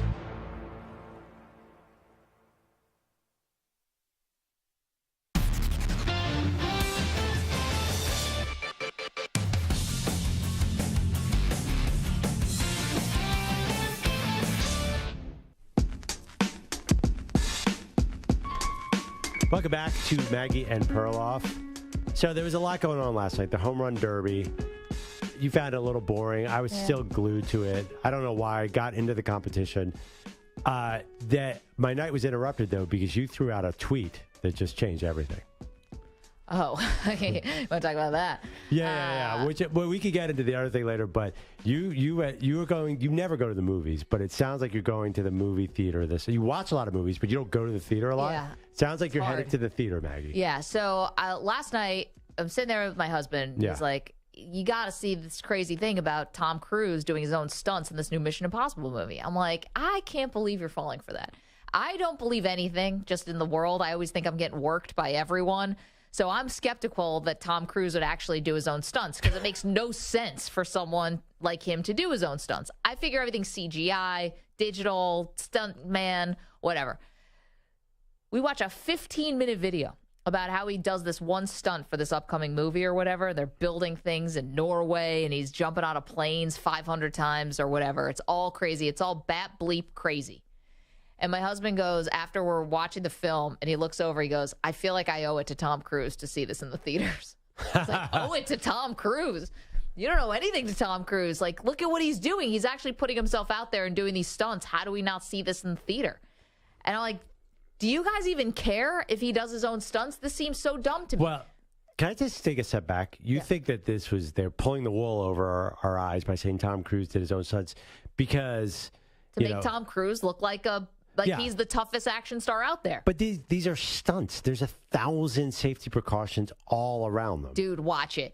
He drives a motorcycle off of this big ramp off into a ravine that's 3 sides of it is rock. Yes, anything could go wrong. Anything could go wrong, but listen, they don't want their stuntmen dying either. There's so much science behind this. Okay, but at some point you actually have to drive this motorcycle off a cliff, and then you have to base jump essentially off of. Yes. Yeah, these stuntmen are like professional, parachuters, professional motorcycle drivers. Tom Cruise is basically that. Tom Cruise was flying around an F-16 or when he was promoting that movie. He does all this stuff. I know, but what I'm saying is that's stupid. He shouldn't do all this stuff. He should have a stuntman. Tom Cruise is the golden goose. If something happens to him and he dies on a movie set, first of all, that would be awful. But secondly, all the movies go away. And if you're the director, you're pissed also. I mean, remember, he broke his ankle doing a stunt for one of the other Mission Impossible movies. Right. And they had to stop. He had to have surgery. They had to stop production for weeks and months on end because he broke his ankle, severely injured his ankle, almost fell for a building. But they're not doing stunts where they think Tom Cruise is going to die. They're not doing stunts where they think their stuntman is going to die. These movies are very careful. Okay, you got to watch this thing then. I'm watching it right now. He's jumping out of a plane. He's base jumping. I know, but that's not... Okay, there are contracts in the NBA and football where it gets written into your contract that You can't even drive a motorcycle. You can't skateboard. You can't go skiing. You can't do all these things. Why do they put those clauses in there? Because nobody wants their star athlete and the person they're making money off of, no one wants that person to get hurt unnecessarily. Tom Cruise, I hate to say it because I have a friend who's a stuntman, and I don't mean this personally, but if he gets hurt and he knows this, someone else will replace him. No one's replacing Tom Cruise. You have a friend who's a stuntman? I do. In Hollywood? In New York. Oh, come on. Those aren't real stunts. He's laid down on subway tracks with a subway going over him. Oh, that's moronic. But I get He's a stuntman. Yeah, but I actually looked up how many stunt people die. It's about 1 every 2 years. Well, so the odds stinks. are good. I like them. And how many actors die in a movie on a given year? Once every decade. Yeah. Vic Morrow. So there you go. You're quintupling the odds of dying. I just don't understand why he has to do the stunts. It's like now I get a thing today. I see a headline. His next movie, he's doing the movie in space. It's like, why? This is going to end terribly for Tom Cruise, and for what? And you remember, like, all those amazing scenes from the new Top Gun was, he wanted to, like, be in the actual jet while they were filming. He took James Corden up in a jet and did a loop-de-loop. Okay, but here's the thing. Does it actually increase your enjoyment of the movie? Do you care? You guys see all these comic book movies. Remember when we talked to, what's his name at the Super Bowl, who was in the Transformers movie? He was talking from In the Heights. Oh. Lovely dude. His name is escaping me. But Anthony Ramos, I think? Yeah, Anthony Ramos. He was talking about how he did the whole thing in a green screen. It's like a transformer, but it's like a ping pong ball off a fishing pole. And he was still able, that's why it's called acting. Yeah. And first of all, there's been a million movies of people up in space where they're in some studio. Why does Tom Cruise have to actually go to space? How is it going to enhance the but it's not experience? You're just making it sound like he's going to die. I mean, didn't Michael Strahan just go up into space? Like, this is not He shoot a movie up there. I mean, Tom Cruise is going to have to, like, live up there and eat up there. That's not true. He's just going into sort of high air, right? So he's not going to live up in a space station. Weedy O'Brien is in the chat. Yes. There is a space station. I think they're filming a movie in the space station, but that's not him up there, is it? He plans to do the next movie in space. Weed Eater says, Brian says, Maggie, it's an ego thing. And I get that. An ego thing I understand. But the ego thing of Tom Cruise, wouldn't it be to have a blockbuster movie? Isn't it to be on top in Hollywood? Isn't it to, like, constantly... these are actors, so they're insecure. To constantly have, like, their name out there. You know when it's not going to be out there? If you die doing a stunt that could have been CGI'd. Wow, listen, I don't want you on my next movie, Maggie. I want someone who's going to commit to it. I always heard, one thing about Tom Cruise, I heard this interview with Oliver Stone, who directed him on Born on the 4th of July. Yeah. He said nobody was tougher than Tom Cruise. He would do 100 takes. He just said, whatever you want to get it right. He said Charlie Sheen was the exact opposite on Platoon, who after 2 takes was like, I can't take it anymore. He said Tom Cruise was the toughest actor he ever worked with. So I think Tom, I'll say something nice and mean. I think Tom knows he's not the greatest actor in the history of the world. Yeah. So to be the biggest movie star, I think he has to add a little extra something. He's the greatest action movie. He's the greatest action movie star of all time. Can't be an accident that he's so aggressive about this. Is he the greatest action movie? Definitely. I mean, what about Schwarzenegger and Stallone and Seagal and Seagal? I mean, like Tom Cruise has done a lot of non-action movies also. Jerry Maguire. Yeah. I mean, Jackie Chan, maybe? Yeah, I mean... That could be. But Jackie Chan did all of his own stunts, and that was part of the draw to Jackie Chan. That's true. I was just watching this video about how many bones he broke and how his daughter, cries whenever she watches his movies because he almost died so many different times. And listen, Seagal was he's legitimately taking on people all over the place. What about Jean-Claude Van Damme? Yeah, JVC, I was about to bring him up, too. I don't know. I heard this argument the other day. Tom Cruise is the greatest action star. What's he done besides Mission Impossible? Help me out. Why would that be? Well, the Top Gun. Top Guns and Mission Impossible. He's a pretty good action star. Running. He runs a lot. He's obviously the best runner. Jack Reacher. Excuse me. Jack Reacher. Collateral. Yeah, well, Collateral was more of a psychological. There was the other one, Edge of Tomorrow. Did you see that one with Emily Blunt? Love Edge of Tomorrow. Great movie, right? Yes. And like that, that's an action movie too. That's a fantastic movie. Yeah, very underrated. Okay, so here's the dilemma. So someone like me, got a 4-year-old at home. Yeah. Kind of hard to get out for a movie. Weak. but I get it. I'm sorry. I mean, I could leave him at home, but I think child services would probably have a problem with it. So we got one night to go out to watch a movie. Do we have to see the Tom Cruise one now because he did his own stunts? I can't go see Oppenheimer or Barbie or something? I mean, have you seen the other 37 Mission Impossibles? If not, absolutely not. I don't know totally if they're lost. interconnected, so I don't know if you have to see number 7 to understand number 10. Are you asking me how I'm going to follow the plot of Mission Impossible? I think somehow I'm going to find a way. Well, I feel like I can't watch the Fast and the Furious movies without seeing the previous ones. Oh, Bruce Willis is another one. You know, the one thing about Mission Impossible, it's the only series like that where every movie has gotten better. Usually in a series like that, you get worse. 6 was the best one. I can't believe I'm saying it. It was amazing. Henry Cavill was great. The first ones were okay. Then it started getting good. Is this because Cruise started doing his own stunts? I think the writing got a little better on them. The last one was really good. They're not great movies. I can't understand. Do we owe it to Tom Cruise to see it in the theaters, like my husband said? Can I say what I'm disappointed in? People are not going to see the Indiana Jones movie. What's up with it's Harrison Ford? It's my guy. Harrison Ford's 80. Is that this why one seemed better? Like the Crystal Skull one? Only movie I've ever walked out of. Oh, I heard. I never even watched it. I heard it was terrible. But this one sounded like it was going to be good. The ratings aren't very good. The Rotten Tomato meter is not great for it. And obviously the box office is terrible. Yeah, it's getting compared to The Flash, which is, as Maggie knows from watching it during the NBA playoffs, looked like the worst movie of all time. I know nothing about superhero movies. I'm like, that movie's going to suck. But I don't know. You have one night out with your husband. It's like, hey, let's go see Oppenheimer. Come on. Really, Christopher Nolan. I've been out on him for a while. I can't follow any of them. Yeah, I mean, like, let's we have one night out. Let's have a great time. Let's go watch Oppenheimer about the birth of the nuclear bomb. Billy Wolf says, give the kids some Benadryl. There you go. Parenting 101. 855-212-4CBS. 855-212-4227. Gonna have to decline. Okay, a lot more to do. Rich Ackerman is here with a CBS Sports update. Rich, you get invited out to any of those Hamptons parties? I did not. I'm still waiting for my invitation, and I don't know if it's the U.S. Postal Service that is not delivered. Been slow. Yeah, emails. Maybe it was in the spam filter. I don't know, but Well, did you invite Ruben and Kraft to your birthday party? I think they didn't get me first, so no is the answer. I've never seen more celebrities at a birthday party than Rich Ackerman's birthday party. I saw the picture last week. It's like a who's who of the broadcasting world. Listen, I was half kidding here.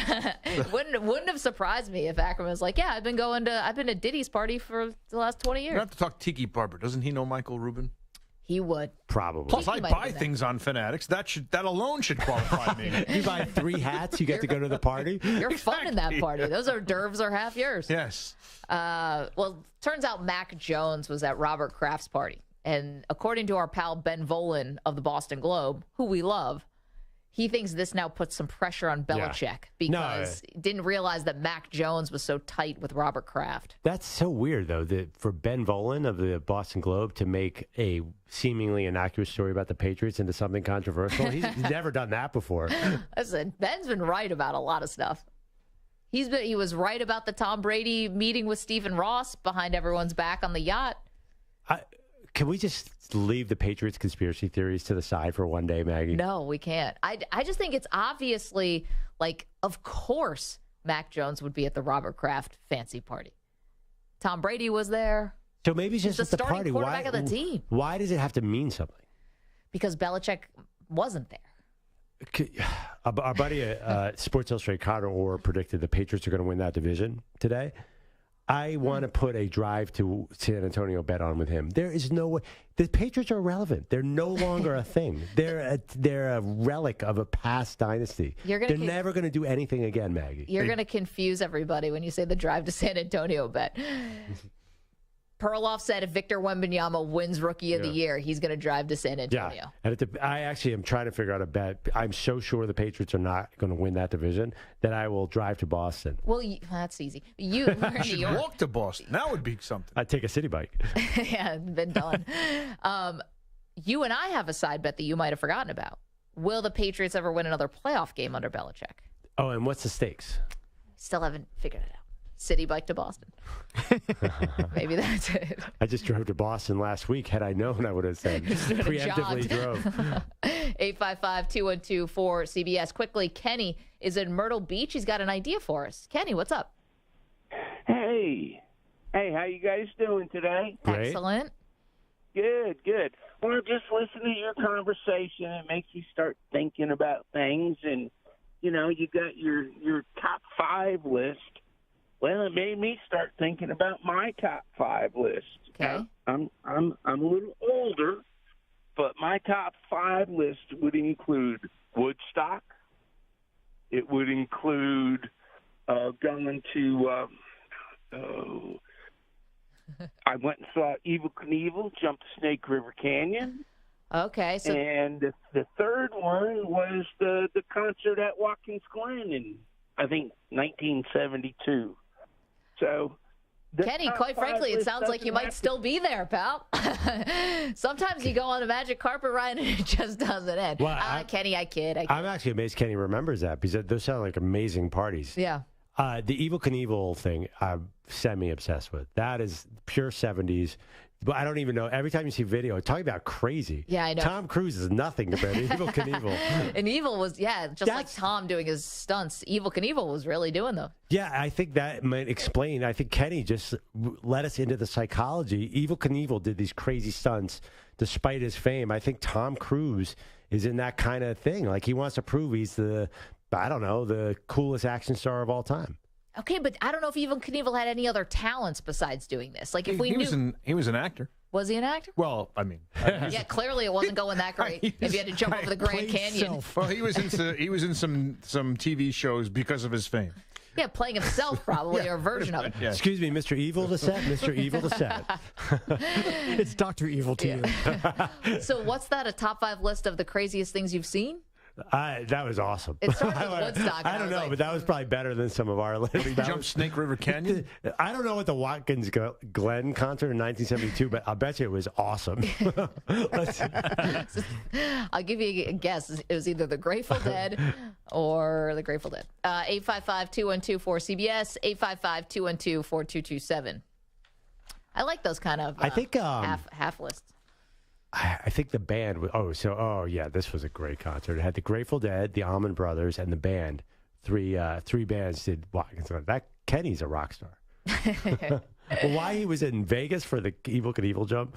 It's just very funny that I'm very much on brand for that call that it ended after 3. It's a top 5 list, but here's 3 for you, and I don't remember anything else that happened. Speaking of top 5 college football programs, here's the top 5 things I did in the late 60s and early 70s. I'm surprised he remembers. It was basically, it almost got to the Bill Murray story in Caddyshack. I was golfing with the Dalai Lama. Like, that's what I expected. Long off the tee, that llama. Yeah. I said llama? Gunga Balunga. Anyway, okay. A lot more to do here, including, another debate we did not think we'd be having today. This one, not a top 5 list, not necessarily a great debate, but one that had us scratching our heads. We've got that after this CBS Sports Update with Rich Ackerman. CBS Sports Radio. Sports Flash. There you go. Hey, Llama, how about something for the effort? The Baseball All-Star Game takes center stage tonight. The American and National League battle once again. Oh, boy. It's been a one-sided affair in recent years, with the AL winning the last 9 and suffering only 3 losses over the last 25 years. The Texas Rangers have gone from one of the worst teams in the league to one of the best, and that's reflected in tonight's starting lineup, with 5 Rangers included in starts, with Marcus Semien at second base leading off, and right now things couldn't be better for him. This is my first time probably being in first at this point of the season. I played in Oakland for a long time where we were chasing Houston the whole time. Played with Toronto where we won a lot of games but didn't even make the playoffs. So being in first right now is a great feeling. It's definitely a talented team, veteran, young guys. Everybody's pretty much locked in on all cylinders. The National League starting lineup has 3 Dodgers and 3 Braves, among others, and the starting pitchers are the Diamondbacks' Zach Gallen and the Yankees' Garrett Cole. The women's top seed is out at Wimbledon. Iga Swiatek upset in 3 sets by Alina Svitolina. American Jessie Pegula also lost in 3 sets as well, while Novak Djokovic took the final 3 sets from Andrei Rublev to advance the semis. I'm Rich Ackerman. Hey, it's DA. Be sure to listen to CBS Sports Radio at home. Ask Alexa to play CBS Sports Radio. CBS Sports Radio.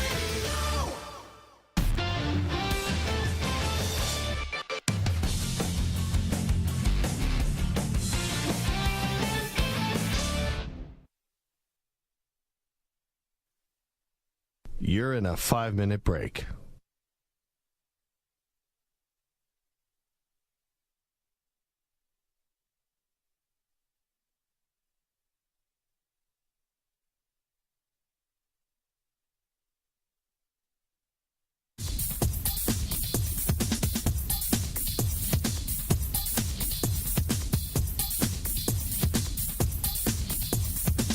Four minutes, 30 seconds remaining.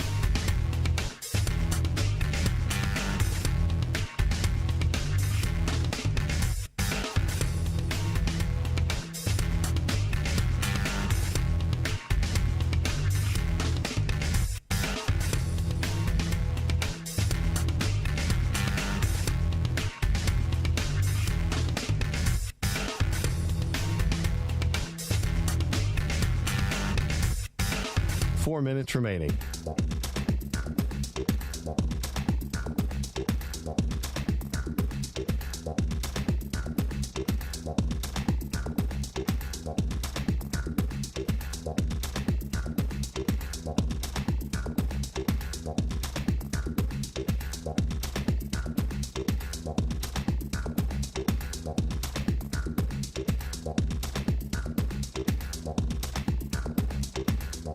Three minutes, 30 seconds remaining.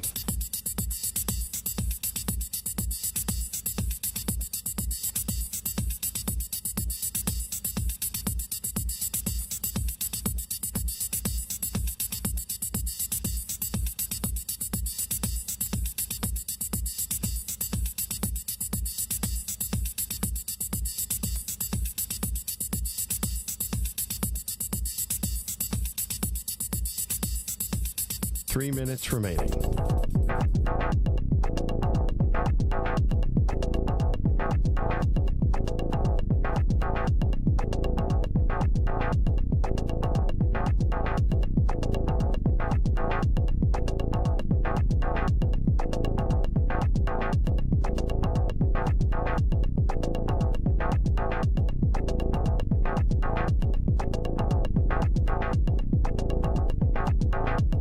Two minutes, 30 seconds remaining.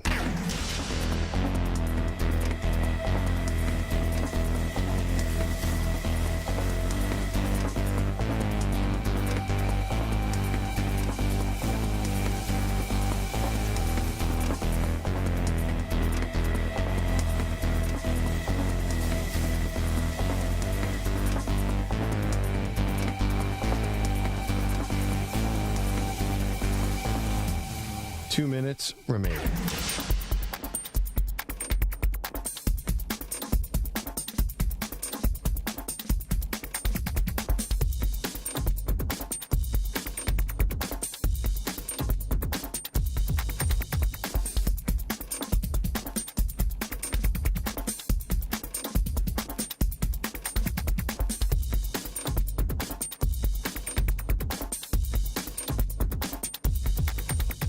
One minute, 30 seconds remaining.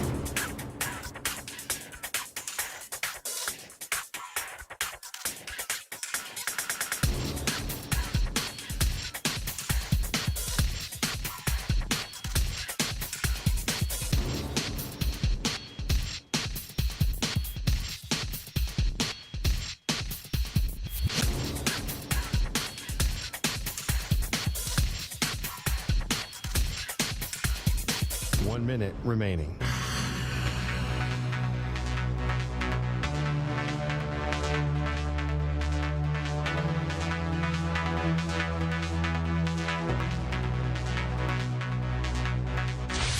Five seconds remaining.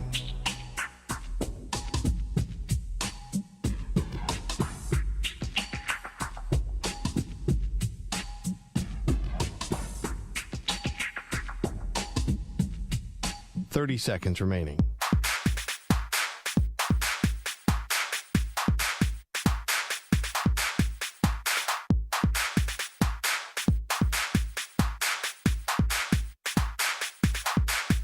Fifteen seconds.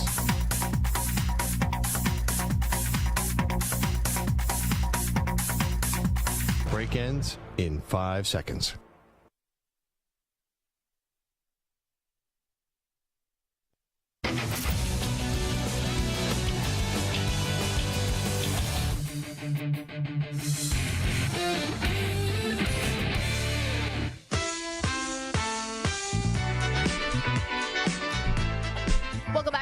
and Perloff.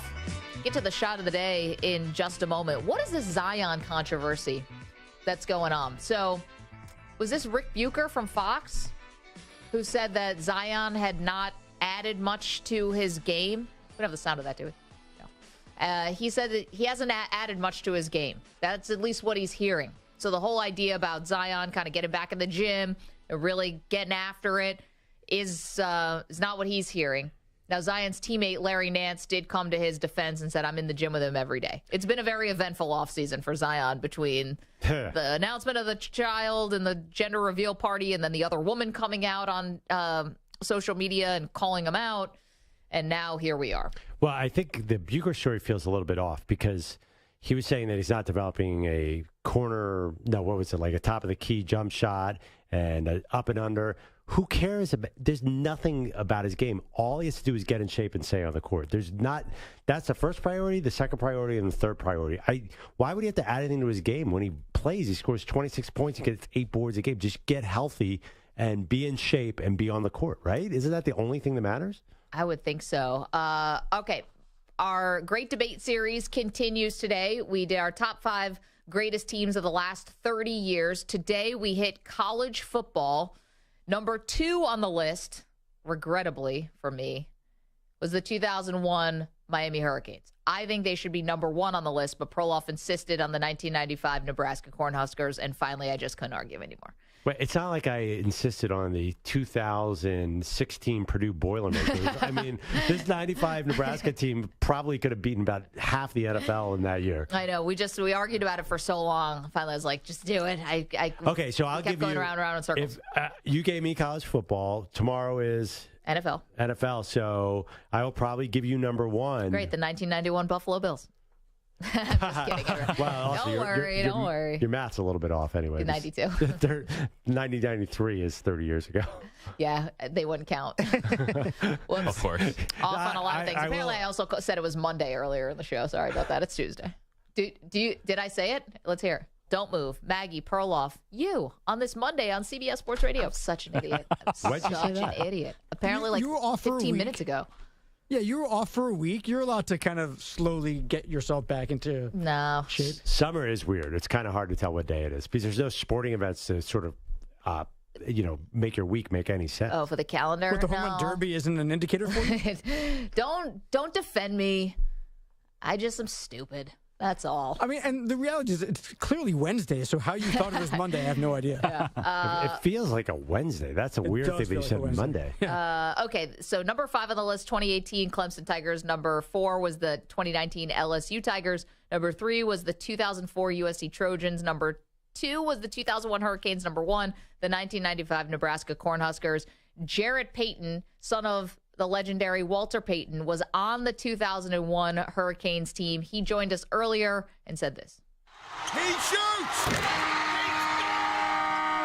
Yes, the shot of the day is brought to you by Casamigos Tequila. Casamigos brought to you by those who drink it. Here's Jarrett. It's the greatest college football team ever assembled, man. Like, when you see 38 guys from a roster go to the NFL, 17 of those were first-round picks. Ed Reed, Sean Taylor was his backup. Jeremy Shockey, Kellen Winslow Jr. was his backup. In our running back room, it was Clinton Portis, Willis McGahee, and Frank Gore. How good were the 2001 Miami Hurricanes defense? If the offense did not score a single touchdown, the team would have gone 8-4. I just don't know if there'll ever be talent put together that not only was good in college, but also guys that went on to the NFL and made name for themselves as well. Sold me. I'm lucky, by the way. Miami had a couple near misses. That team almost lost. They beat Virginia Tech 26-24. There was Nebraska, nobody even sniffed them. They had the backups in, and I read like 9 out of 13 games they had full second half backups. So did Miami, by the way. Their backups got plenty of action as well. So okay, fine. But as I might have given you this, but it's not. Again, I did put probably the greatest college football team of all time at number 1. You probably did, but as you mentioned before, the coaching discrepancy there was pretty stark. I mean, Tom Osborne is known as one of the great college coaches of all time. No one says that about Larry Coker. Well, it's different too. Back then, you had the giant coaches. You had Bo Schembechler. You had Tom Osborne. You had Barry Switzer. It was different because you recruited, and now the sport has changed a lot, especially recently. But the coaches are still huge. I mean, it's still Saban, it's Jim Harbaugh. I mean, these are big personality. Kirby. I think the sport in the next 10 years is going to change a lot. I think we're going to see a lot more parity. I think we had a lot. This Georgia team, Clemson, Alabama, LSU, they all could have made the list. I think we're going to see a lot more parity because of NIL and transfer portal. And, look at the transfer portal. You're not going to have 4 deep at every position like Miami because a lot of those guys are going to transfer. What I'm curious about this upcoming season for college football is the amount of quarterbacks I'm interested in that are in the Pac-12. And what is that going to translate to anything? Like, is it going to translate to one of those Pac-12 teams winning a national championship? Egad. Yeah, I mean, I would not. Listen, the SEC has great quarterbacks too, and so does the Big Ten. But there are a lot of very intriguing quarterbacks in the Pac-12 this year. I saw a really interesting note from Andy Staples, our buddy, college football writer. He was talking about, is this Northwestern job, now that Pat Fitzgerald gone, attractive? Yeah. He said coaches shouldn't look at it as a Power 5 job. They should look at it as a Power 2 job, meaning that in 5 years, you're not going to have 5 power conferences. You're going to have 2. You're going to have the Big Ten and the SEC. Yeah. I thought that was a pretty bold statement. So Northwestern will have to rebuild. By the way, speaking of that, how are they going to field a team, Maggie? What's happening here? So this hazing scandal now that's basically, will likely rip apart the program. So what they were able to do in terms of who's going to take over now, it's someone named David Braun, who was at North Dakota State for a while, and I think at one point won assistant coach of the year, was named assistant coach of the year by a certain publication. So obviously the guy's a talented coach, but the reason I think why he gets elevated now is because he just got hired. Like, when you have a hazing scandal or a scandal of this nature, you can't just take one of Pat Fitzgerald's assistants who've been sitting next to him for the last 17 years and now give him the job. Like, he's, in theory, also part of the problem. So that's a tough situation, but they have this, their defensive coordinator that they just hired is getting elevated. Yeah, I mean, the truth is, too, Northwestern does not prioritize football like other schools. They actually were pretty good recently, but they were a joke forever. Yeah. I think there's certain schools, Vanderbilt in the SEC, Rice, formerly in the Big 12, now they're in another conference, which are these incredible academic schools who've been doormats in college football. So I think Northwestern's going to take a step back. I don't. You know what? I got to hand it to Duke. They got back into it. I mean, we're talking about Duke these football. Yeah, they just had a good season after David Cutcliffe left, and then they hired their new coach, and they were able to. They went through a little bit of a skid, and now they're back. Not back like Texas, but have they ever been a top 10 team? Well, no, but neither is Northwestern. But sure, they have. Northwestern's been. Well, I guess they had 1 year. I think they were in the top, okay, but they're not a one. perennial. Yeah, but they're way above Duke. I mean, they're like. They've been 10 wins many times under Fitzgerald. Well, They've been bad recently. There's a way for the Stanfords and these teams, these schools with these very rigorous academic credentials can still find a way to be relevant. Totally, except I don't think Northwestern's ever going to go back to wanting to be relevant. The cost is too much. I think this is, in many ways, the end of the program. They're not going to put resources into football because they're embarrassed. Well, they just built this whole huge facility that apparently I don't know what the rules are going to be surrounding this new facility now that they have to be monitored at all times in the locker rooms because of this hazing scandal. That's part of the, healing process. I think it's going to be tough for them to rebuild this program. First of all, they're going to lose most of this team. They've lost most of their coaching staff. It's going to be a down couple of years. Another thing, the Big Ten is so hard, Maggie. You can't, you have to be on top of it. All those schools are really good. So... But, I mean, that's the least of their problems. I think they're going to have a huge lawsuit on their hands. Pat Fitzgerald is definitely suing them. Does football matter right now? No, they got to get the program right first. I mean, that's with all these scandals. That's what happened with Baylor. Anytime these scandals happen, you got to get the program right first, and football's got to come second. Baylor, you knew was going to come back because... Oh, I don't know. I had no idea. Well, there was a thought maybe they'd get the death penalty at some point, but clearly football is such a priority. Well, I think Matt Rule pulled a magic act there. Well, he did. Bill O'Brien in Penn State. Same. He took over Penn State, was down to nothing, had huge penalties after Joe Paterno was fired. Yeah, the Jerry Sandusky. So, yeah, you're right. You know what? Maybe I'm being naive to think that Northwestern won't be back. But they're Northwestern. I mean, until that 1 year, I remember growing up, Northwestern would lose every game 52-7, it seemed like. 855-212-4CBS. All right, so coming up tomorrow, we continue the great debate series. The NFL.